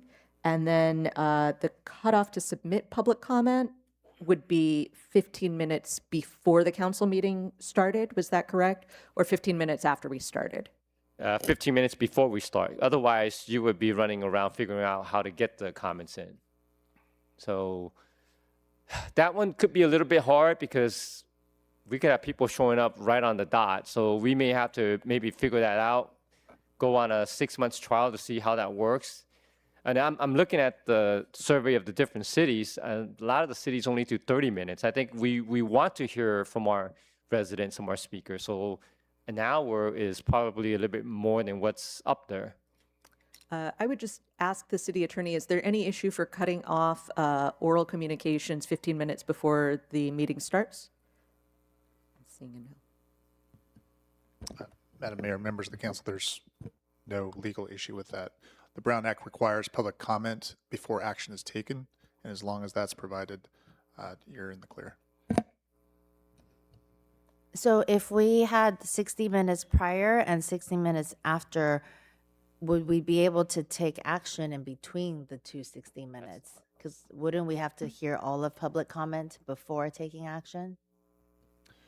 It is, Madam Mayor, it is not uncommon for cities to have one block of public comment for the entire agenda, other than public hearings. Public hearings are a little bit different because those are quasi-judicial proceedings, and so you have a separate set of rules for those types of public hearings. But for the regular business items, it's quite frequent to have either half an hour or 60 minutes or whatever it is ahead of time where someone can get up and use their allotted time to speak on every single item on the agenda, which means that there are no speakers for individual agenda items as you move through the agenda. It's all heard at the beginning, or if you run out of time, you hear it at the end. And if you hear at the end, it would be already after we took action. That's true, but you've heard the individual and you've heard their particular concerns, interests, whatever it might be. But it's obviously up to the city council how you want to structure your agenda. I'm here to tell you what the law says. Yeah, I guess that you bring up a good point, and Mayor Yang, I think what your concern is we make a decision on stuff that's not heard. But if this is done correctly and based on my gut instinct and based on our experience here, we know certain items that will go longer. It's probably the same item that will have more than 40, well, let's just say more than an hour. So more than the limited time, it's going to be that same topic. And what we can do is at that point in time, the clerk's office would say, we've got 20 more speakers and they're going to be on this topic. Then what we can do is we can say, well, we're going to vote on everything else other than this topic, because that topic or that item will have another 10 or 20 speakers at the end, and we can take our time to listen to all those comments before we make a decision on that topic or that item. And Madam Mayor, members of the council, if I may, there are jurisdictions that have different coded public comment cards. So green or yellow or whatever they might be, and that way you have piles of people who are in favor of or opposition to. And I've seen it also where the presiding, usually the mayor, the president for the meeting will ask the audience how many agree with that particular sentiment. Please raise your hand. And you've fulfilled the obligation, because I think to to an earlier point, many of these things are talking points that are sent out certainly on social media or email or whatever it might be, and you're hearing the exact same comments. And the idea behind the Brown Act is you're supposed to hear comments in order to help you craft your decision on a particular item, but that doesn't mean that it needs to be repetitive. If it's the same comment, remember these are business meetings, and they're intended to move along the business of the city. So as long as there is public comment and meaningful public comment, and you've received the information that you need to in order to make informed decisions, that's what the Brown Act is there to facilitate. Got it. So that's what the law says. But I personally would want to hear all the public commenters before making a decision. I feel like if we have public comment after we've made an action, then the public comment is, not taken into consideration. Madam Mayor, if I may, there is some examples of cities that the agendized public speaker cards, right? Those are the items that are being heard in advance of the item. So if there isn't time at the beginning of the meeting to hear non-agenda items, then oftentimes those sometimes are pushed to the back of the agenda or to the end of the meeting.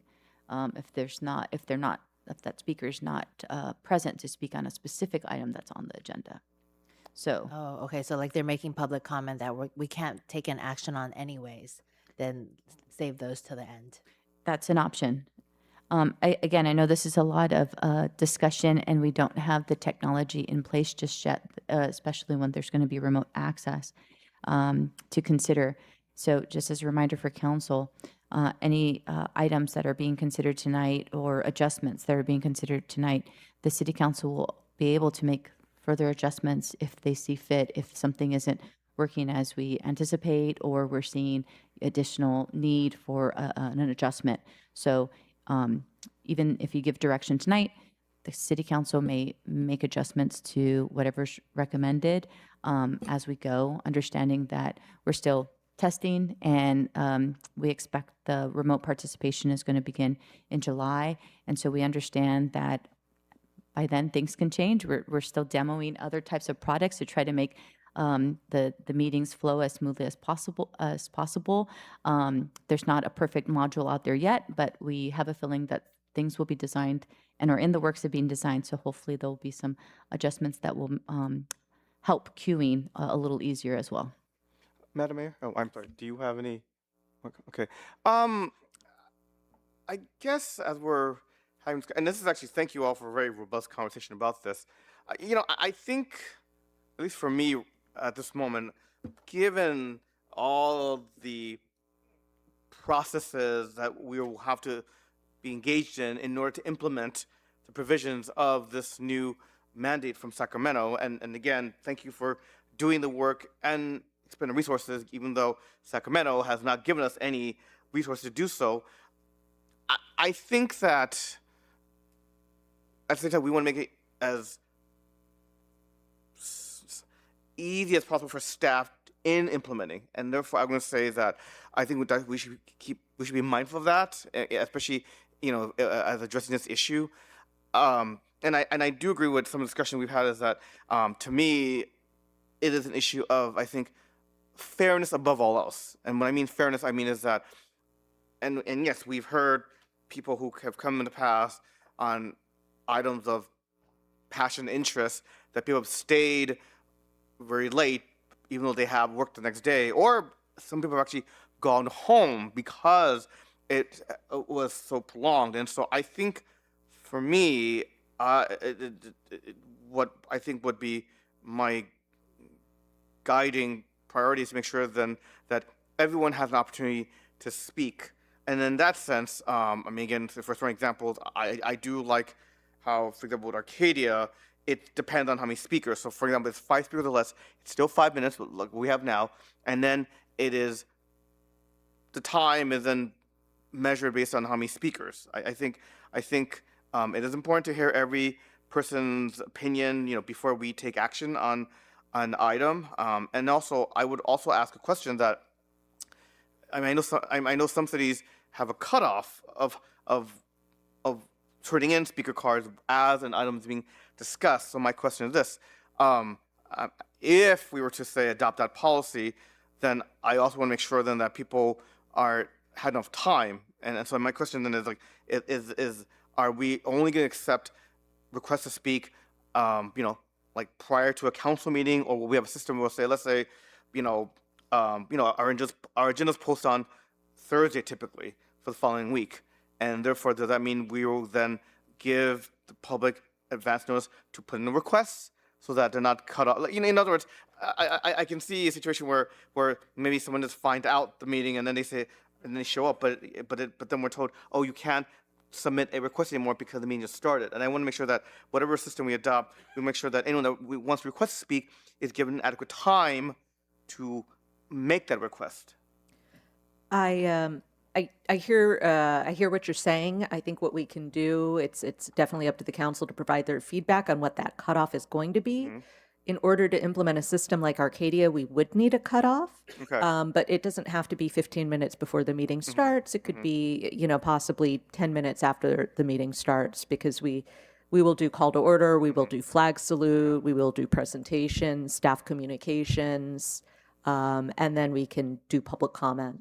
So it would just depend on council's preference and how we organize the agenda. Right. And again, I do have some experience with that, because when I served on the Garvey School Board, we actually had a policy that, yes, once the meeting starts and the item is being discussed, then we do cut off at that point. So no, and that makes sense, because again, you're trying to also, as I said, give everyone a fair amount of time to speak. And so therefore, at least that does, in that sense, it does make sense that once the item is discussed, then we do stop taking any more cards, because then this allows us to calculate time.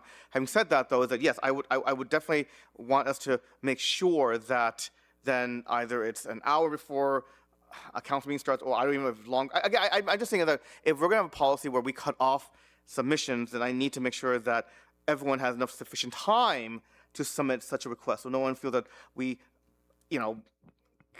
cut them off. And of course, I think it's important that we also remind the public about these rules, because so that people can't say, well, I didn't know. Yeah, certainly. So all the public comment procedure is always printed on the agenda, and we will do a campaign to let people know that SB 707 is being implemented and there are being changes made. I think to your point, Councilmember Lowe, having a cutoff after the council meeting starts is probably preferable, because that will allow us also, if people know that they're going to be joining in person, they may know that in advance.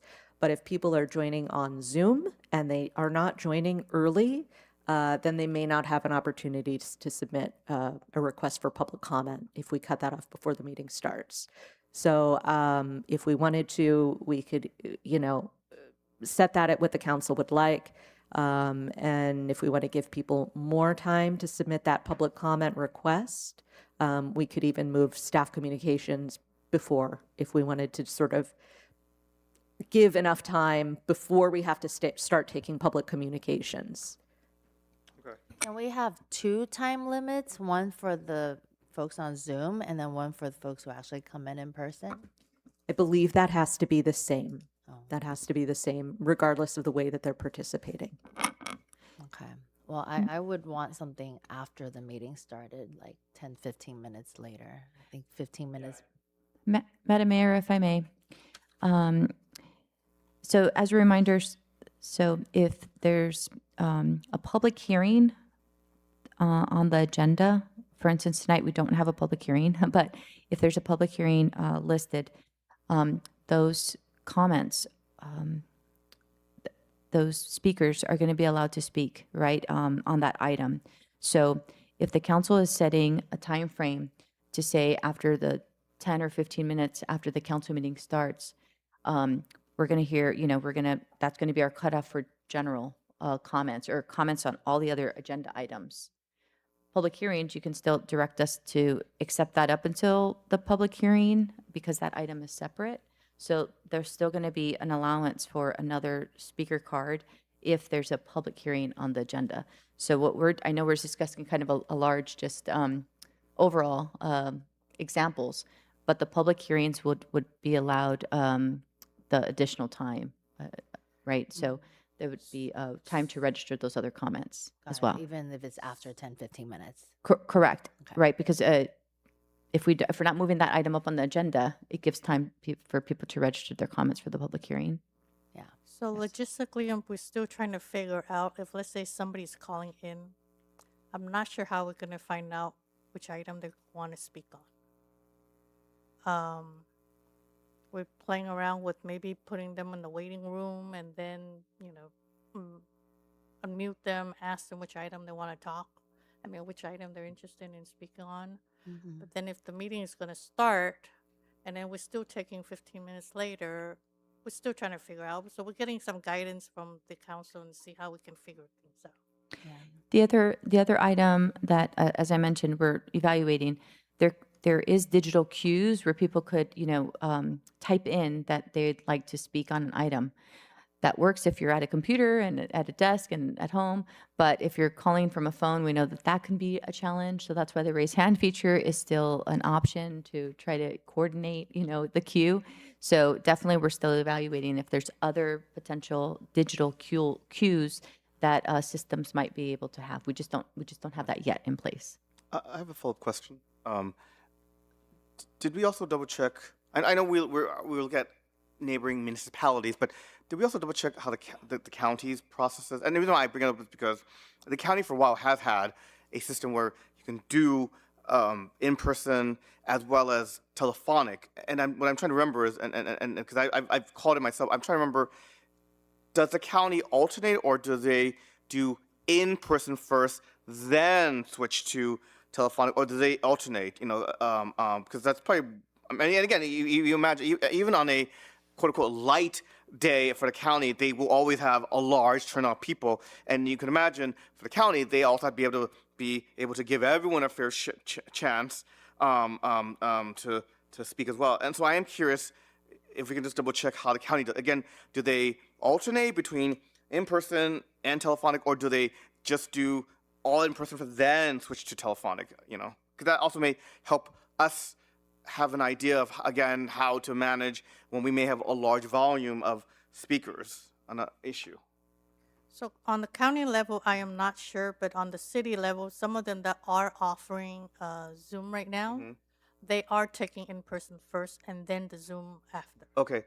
I would just say double check with the county as well. Again, maybe that makes sense. No, I guess makes sense in that, if someone is calling in, either they're in their office or at home, and so therefore it's a little more convenient for them as opposed to someone who has to drive down and come to our council. So in that sense, if that's how some cities are doing it, I would say then we should probably follow, again, out of fairness, that, if you make the effort to come to the chamber, then perhaps you should be given precedence first, then those who call in either telephonically or through a Zoom webinar.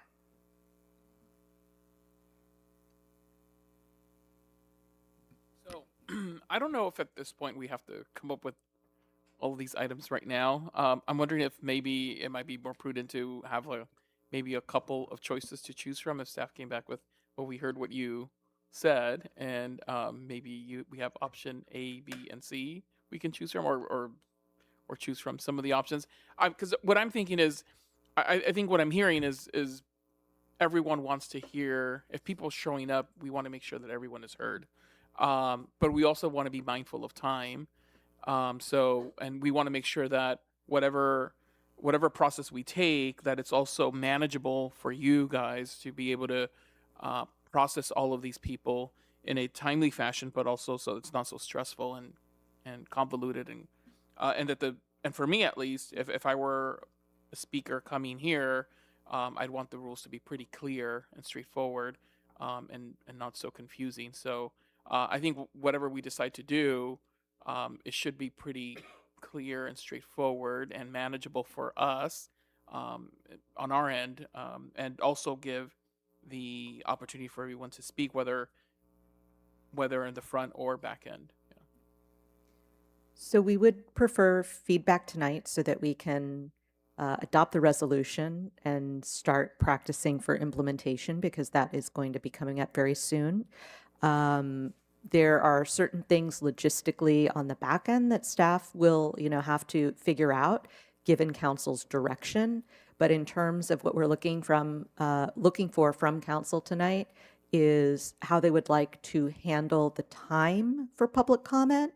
Those things are going to be really important to us. And then you let staff handle the logistics of how we do that. So, what I heard from Councilmember Go is less than 20 speakers, 3 minutes apiece. I heard from most of the council that they did like Arcadia's system. Councilmember Go said less than 20 speakers, 3 minutes apiece, between 21 and 40, 2 minutes apiece, more than 41, 1 minute apiece. It seems like everybody is in agreement with that. In terms of whether we want to do a public comment period at the beginning and one at the end, I'm hearing some different things.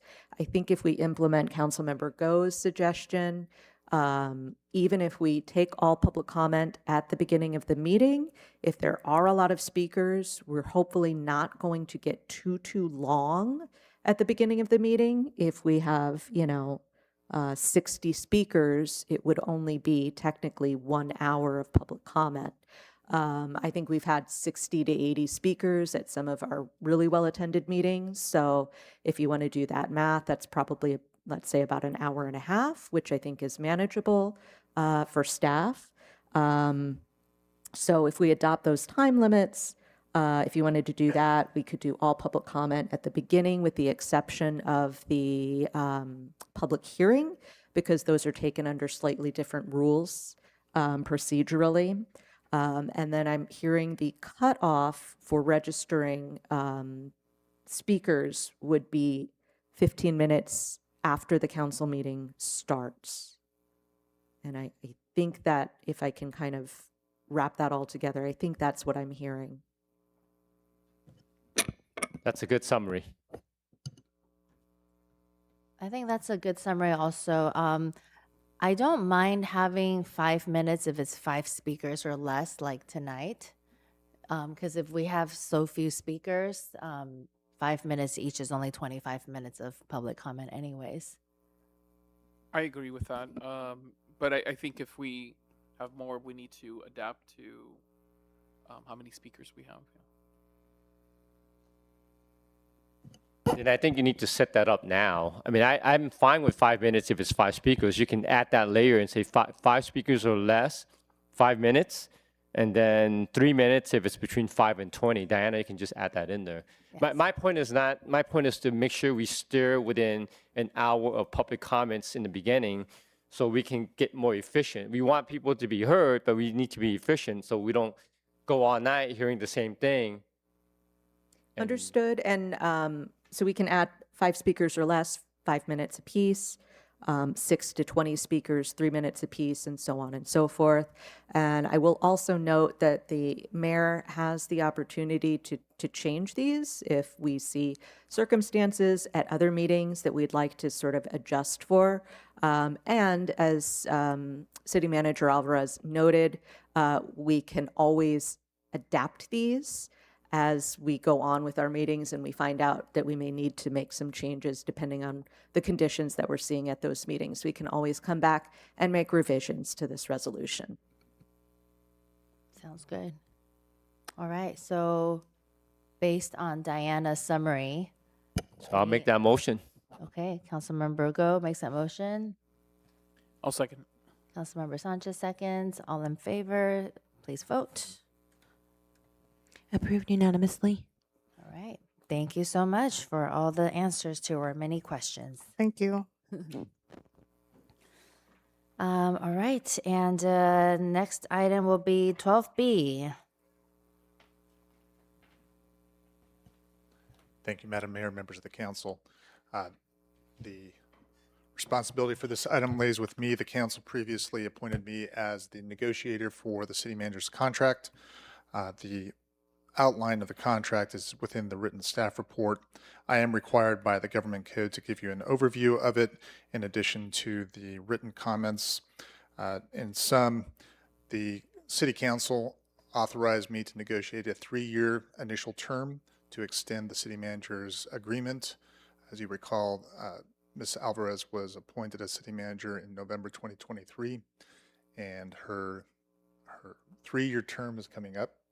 The city council asked that the term be adjusted so that instead of it happening on a calendar year, it instead occurred on a fiscal year, so that the new anniversary date, if the council approves this contract, the term would end on June 30th and then renew on July 1st of each year of each of these 3-year terms. In addition, there are 2 options for extending the term, so there would be a total potentially of 5 years to this particular contract. The city council can exercise those options at the end of the initial 3-year term, and those options could either be for exercising a 1-year extension or a 2-year extension, whichever the council chose. In the event that the council took no action, the contract would go to a month-to-month basis. The baseline salary that was approved by the city council is $315,731.60. That would begin on July 1st, 2026. And over the 3-year initial term, the total compensation package is approximately $1,040,838.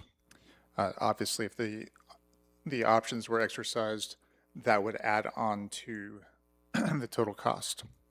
The fringe benefits are generally associated with what other executives would be approved for by the city council, and any subsequent increases in base salary would also be linked to what the city council were to approve for any executives being the department directors. There's also a $600 monthly car allowance involved with that. I'm happy to answer any questions for any specifics on this. Other than those major substantive changes, the underlying contract remains the same as was approved by the city council back in 2023. Happy to answer any questions. Thank you, Carl. Appreciate that. Just to confirm, our philosophy in terms of pay in the city has been, with this council in particular, since I can only speak to this council that I've been on, has been to pay to the median.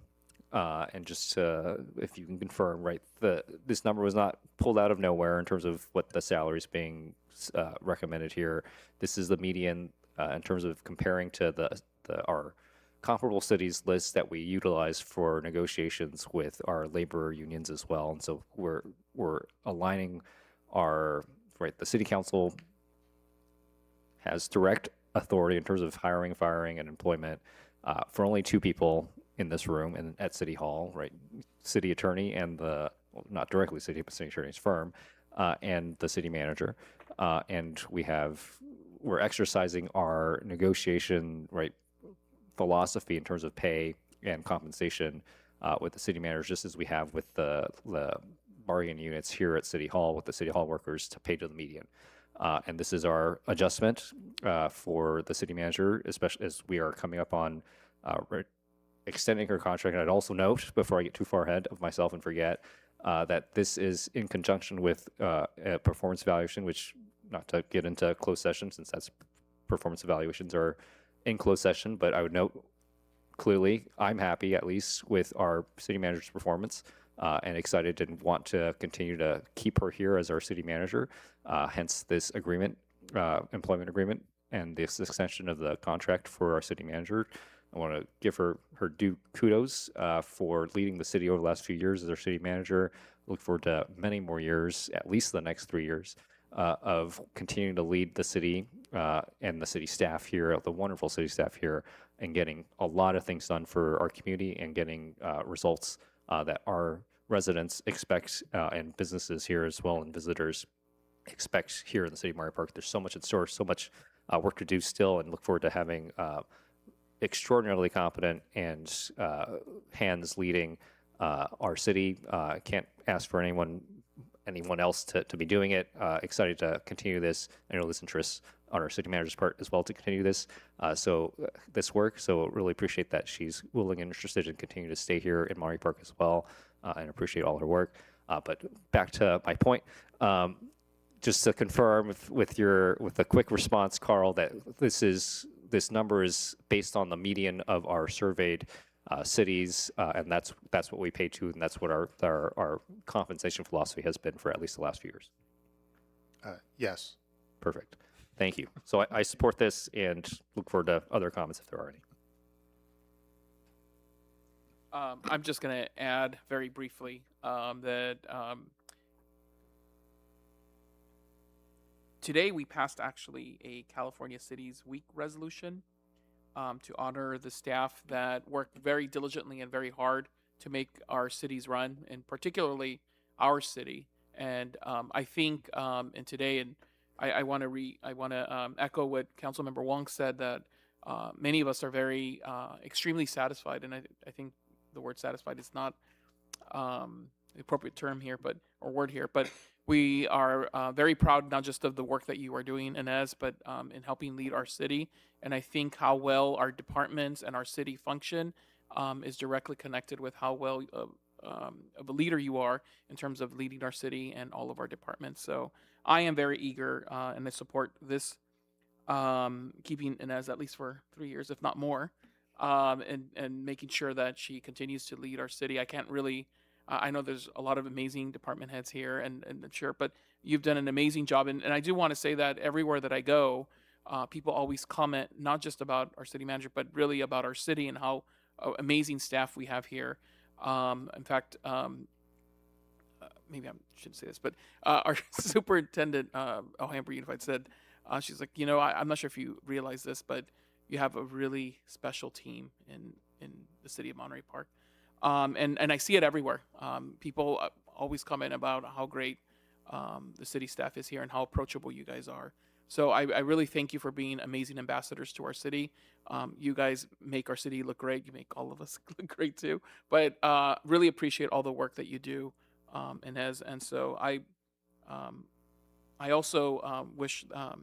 I also will support item 12B and ensure that we keep Inez here because she's doing an amazing job. So thank you, Inez. Madam Mayor, so, I just want to also just share in the conversation and praise really of our city manager, having worked with her for 6 years now, and having her as the face of the city administration during our moments of crisis as well as the moments of triumph, and it's not an easy job, and I know that although yes, we sit here on the dais, we vote and make policy decisions, and we all try to make ourselves as accessible as possible to our constituents, the public, but really when a phone rings from the public and it's to the city manager's office, usually the first person is the city manager. And I know that certainly in the past, we've had meetings where people have come up thinking that they know how to do the job of city manager and have blasted city manager and said, you should resign. And frankly, I would challenge anyone to spend a day in our city manager's shoes, any city manager's shoes, and you will realize how challenging the job is, because not just the administration of the city and services, but this city manager also has to deal with 5 elected officials, and actually no, I take it, 7 elected officials, including council, clerk, and treasurer, and if you think about it, I did the math, because the city manager, makes a point to meet with each council member to discuss weekly items, and if you assume that she spends an hour with each council member, then that alone is 5 hours a day. I'm sorry, 5 hours in one day or spread out during a week, and again, that's on top of doing everything else. And so I do want to just emphasize how, the job is a hard job, and sometimes so thankless, but I would like to hope that certainly in wanting to recognize how hard the work is, that when it does come to the employment agreement, that we not only are recognizing the hard work, but I think also empowering you to make sure that you can do the work that you're doing. That's why I'm also supporting the item as well. Yeah, and I'm also supporting the item because I've been working with our city manager for about 1.5 years now, and she's made the transition so smooth, explaining so many processes. And every week we get dozens of residents coming to us with complaints and issues, and I field them all to the city manager, and they're all resolved and answered. And she's accessible on weekends, on evenings, even when she's out of town, supposedly on vacation, but always making herself accessible. So I can't imagine how she handles my constituents and then times 5. And then the staff on top of that, all the managers. So it's a lot of work. So yeah, I'd love to move to approve item 12B. I'll make the motion. You make a motion? Okay. And Councilmember Wong seconds. Then let's vote. Approved unanimously.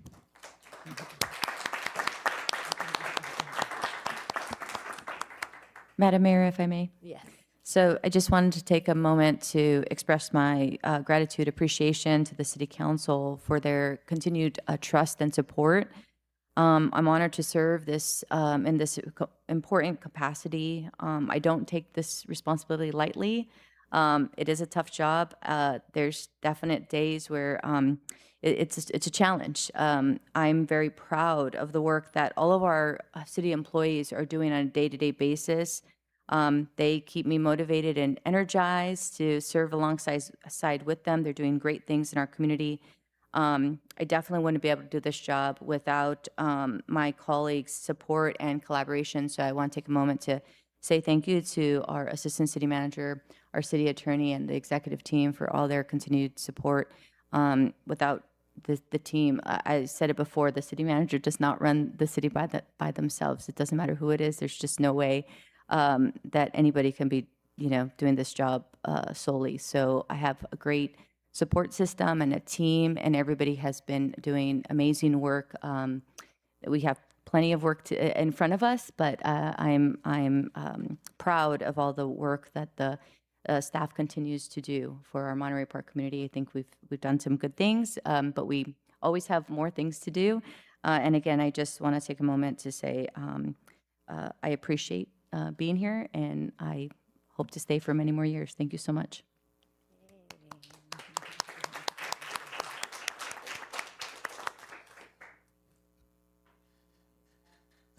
That concludes our meeting. Any city communications? Well, I'll start first. We already talked about cherry blossom, so we already gave half the city, or the entire city, the kudos for doing all that great work, plus the weather. One thing we didn't mention was we also celebrated for the first time Arbor Day. So Public Works Director Sean, good job on that, being my park is now a tree city. And we have made the commitment, and we will continue to make the commitment that for every tree that goes down in our city, we will replant 2 more. And we look for a greener city of Monterey Park in the future. The week prior, a few of us attended the Congresswoman Judy Chu's Woman of the Year. This year, we have a candidate in Cindy Kuhl, known as Mrs. Wang. She has been serving our community for 40 plus years. So congratulations, Mrs. Wang, as well as Mr. or Dr. Wang, for being the awardee for Congresswoman's Woman of the Year. That's it for me. I'll ditto that. Appreciate all the staff work and the recent community events as well. Just wish everyone a happy tax day as well. You've got a couple hours to get that in. All right. I just wanted to share a couple of Metro items because I just came back from my Metro Service Council meeting this past Monday. I did want to address, because I know Mayor Yang and the city manager forwarded request or question regarding Metro bikes, which is something that I did ask about at our Metro Service Council meeting. The addition of Metro bikes could potentially be added anywhere in our city, but it would have to be in conjunction. It would have to be like a joint effort. I was informed between the city and Metro as a shared cost in terms of maintaining and establishing and putting the bike racks. But that's something that we could continue to dialogue about. But I know that there was a resident who was interested in potentially seeing Metro bikes at the E-Line station in East LA and Atlantic that could potentially connect our city, particularly probably the ELAC area, I think the email said, or something like that. But also wanted to share that next week, April 23rd, is Earth Day, and all Metro will be free. Transit, all Metro Transit, including rail, e-bikes, and what am I missing? Buses, right? If you are interested in riding and making our air cleaner and participating in public transport. And then lastly, wanted to share that the D-Line extension is finally happening, and that'll be in the west side. The D-Line extension ribbon cutting is taking place on Friday, May 8th at the Peterson Automotive Museum. I don't know. I have to find it. I hope so. But anyhow, and then there is a lot of preparation happening in terms of the World Cup, in preparation for the World Cup and the Olympics. And then lastly, the Metro Service Council is very interested to hear any developments. I know in the last council meeting we discussed the creation of a committee with our neighboring cities regarding the BRT potential lane with conjunction with the SGV COG and their SGV Forward plan. So whatever developments happen there, they'd like to be apprised as well. Because they did approve funding for that project. Yeah. And that's it for me. Thank you. Thank you. And for me, I also want to extend my congratulations to our Monterey Park resident Cindy Kuo, who were being recognized by Congresswoman Judy Chu, and also the work that her husband Ed Wong does in our community, longtime residents.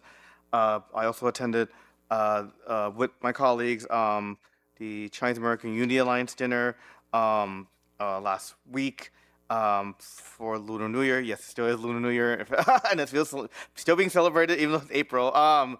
And the Unity Alliance, the head of this organization are actually two very involved residents of Monterey Park, Derek and Daisy Ma. So again, thank you for the work they do in our community. Also, again, kudos to our staff for a successful Cherry Blossom Festival. Also attended with my colleagues on Sunday the Lunar New Year celebration for the American Chinese Cambodian Friendship Association, which has their headquarters based in Monterey Park. And again, it's wonderful that for us who live in this community, we get to celebrate so many cultures and so many holidays throughout the year. It just means throughout the year, it's always one big celebration here in Monterey Park. Yeah, lots of celebrations and events. I wanted to thank Crystal Palace and also our staff for hosting another wonderful meetup with the mayor last Thursday. And a lot of development too. We had Deerfield Center. They did a community meeting last Thursday on April 2nd. I heard that was well attended. And there's also a community meeting for Celadon on Tuesday, April 28th at 5:30 p.m. And this Friday, April 17th, ELAC is having a ribbon cutting grand opening for their new Center for Leadership at 10 a.m. in the morning. And with that, we will also be having a special meeting on Monday, April 20th for the data center. So we'll see everyone then. And anything else? No? All right. Meeting adjourned at 9:05.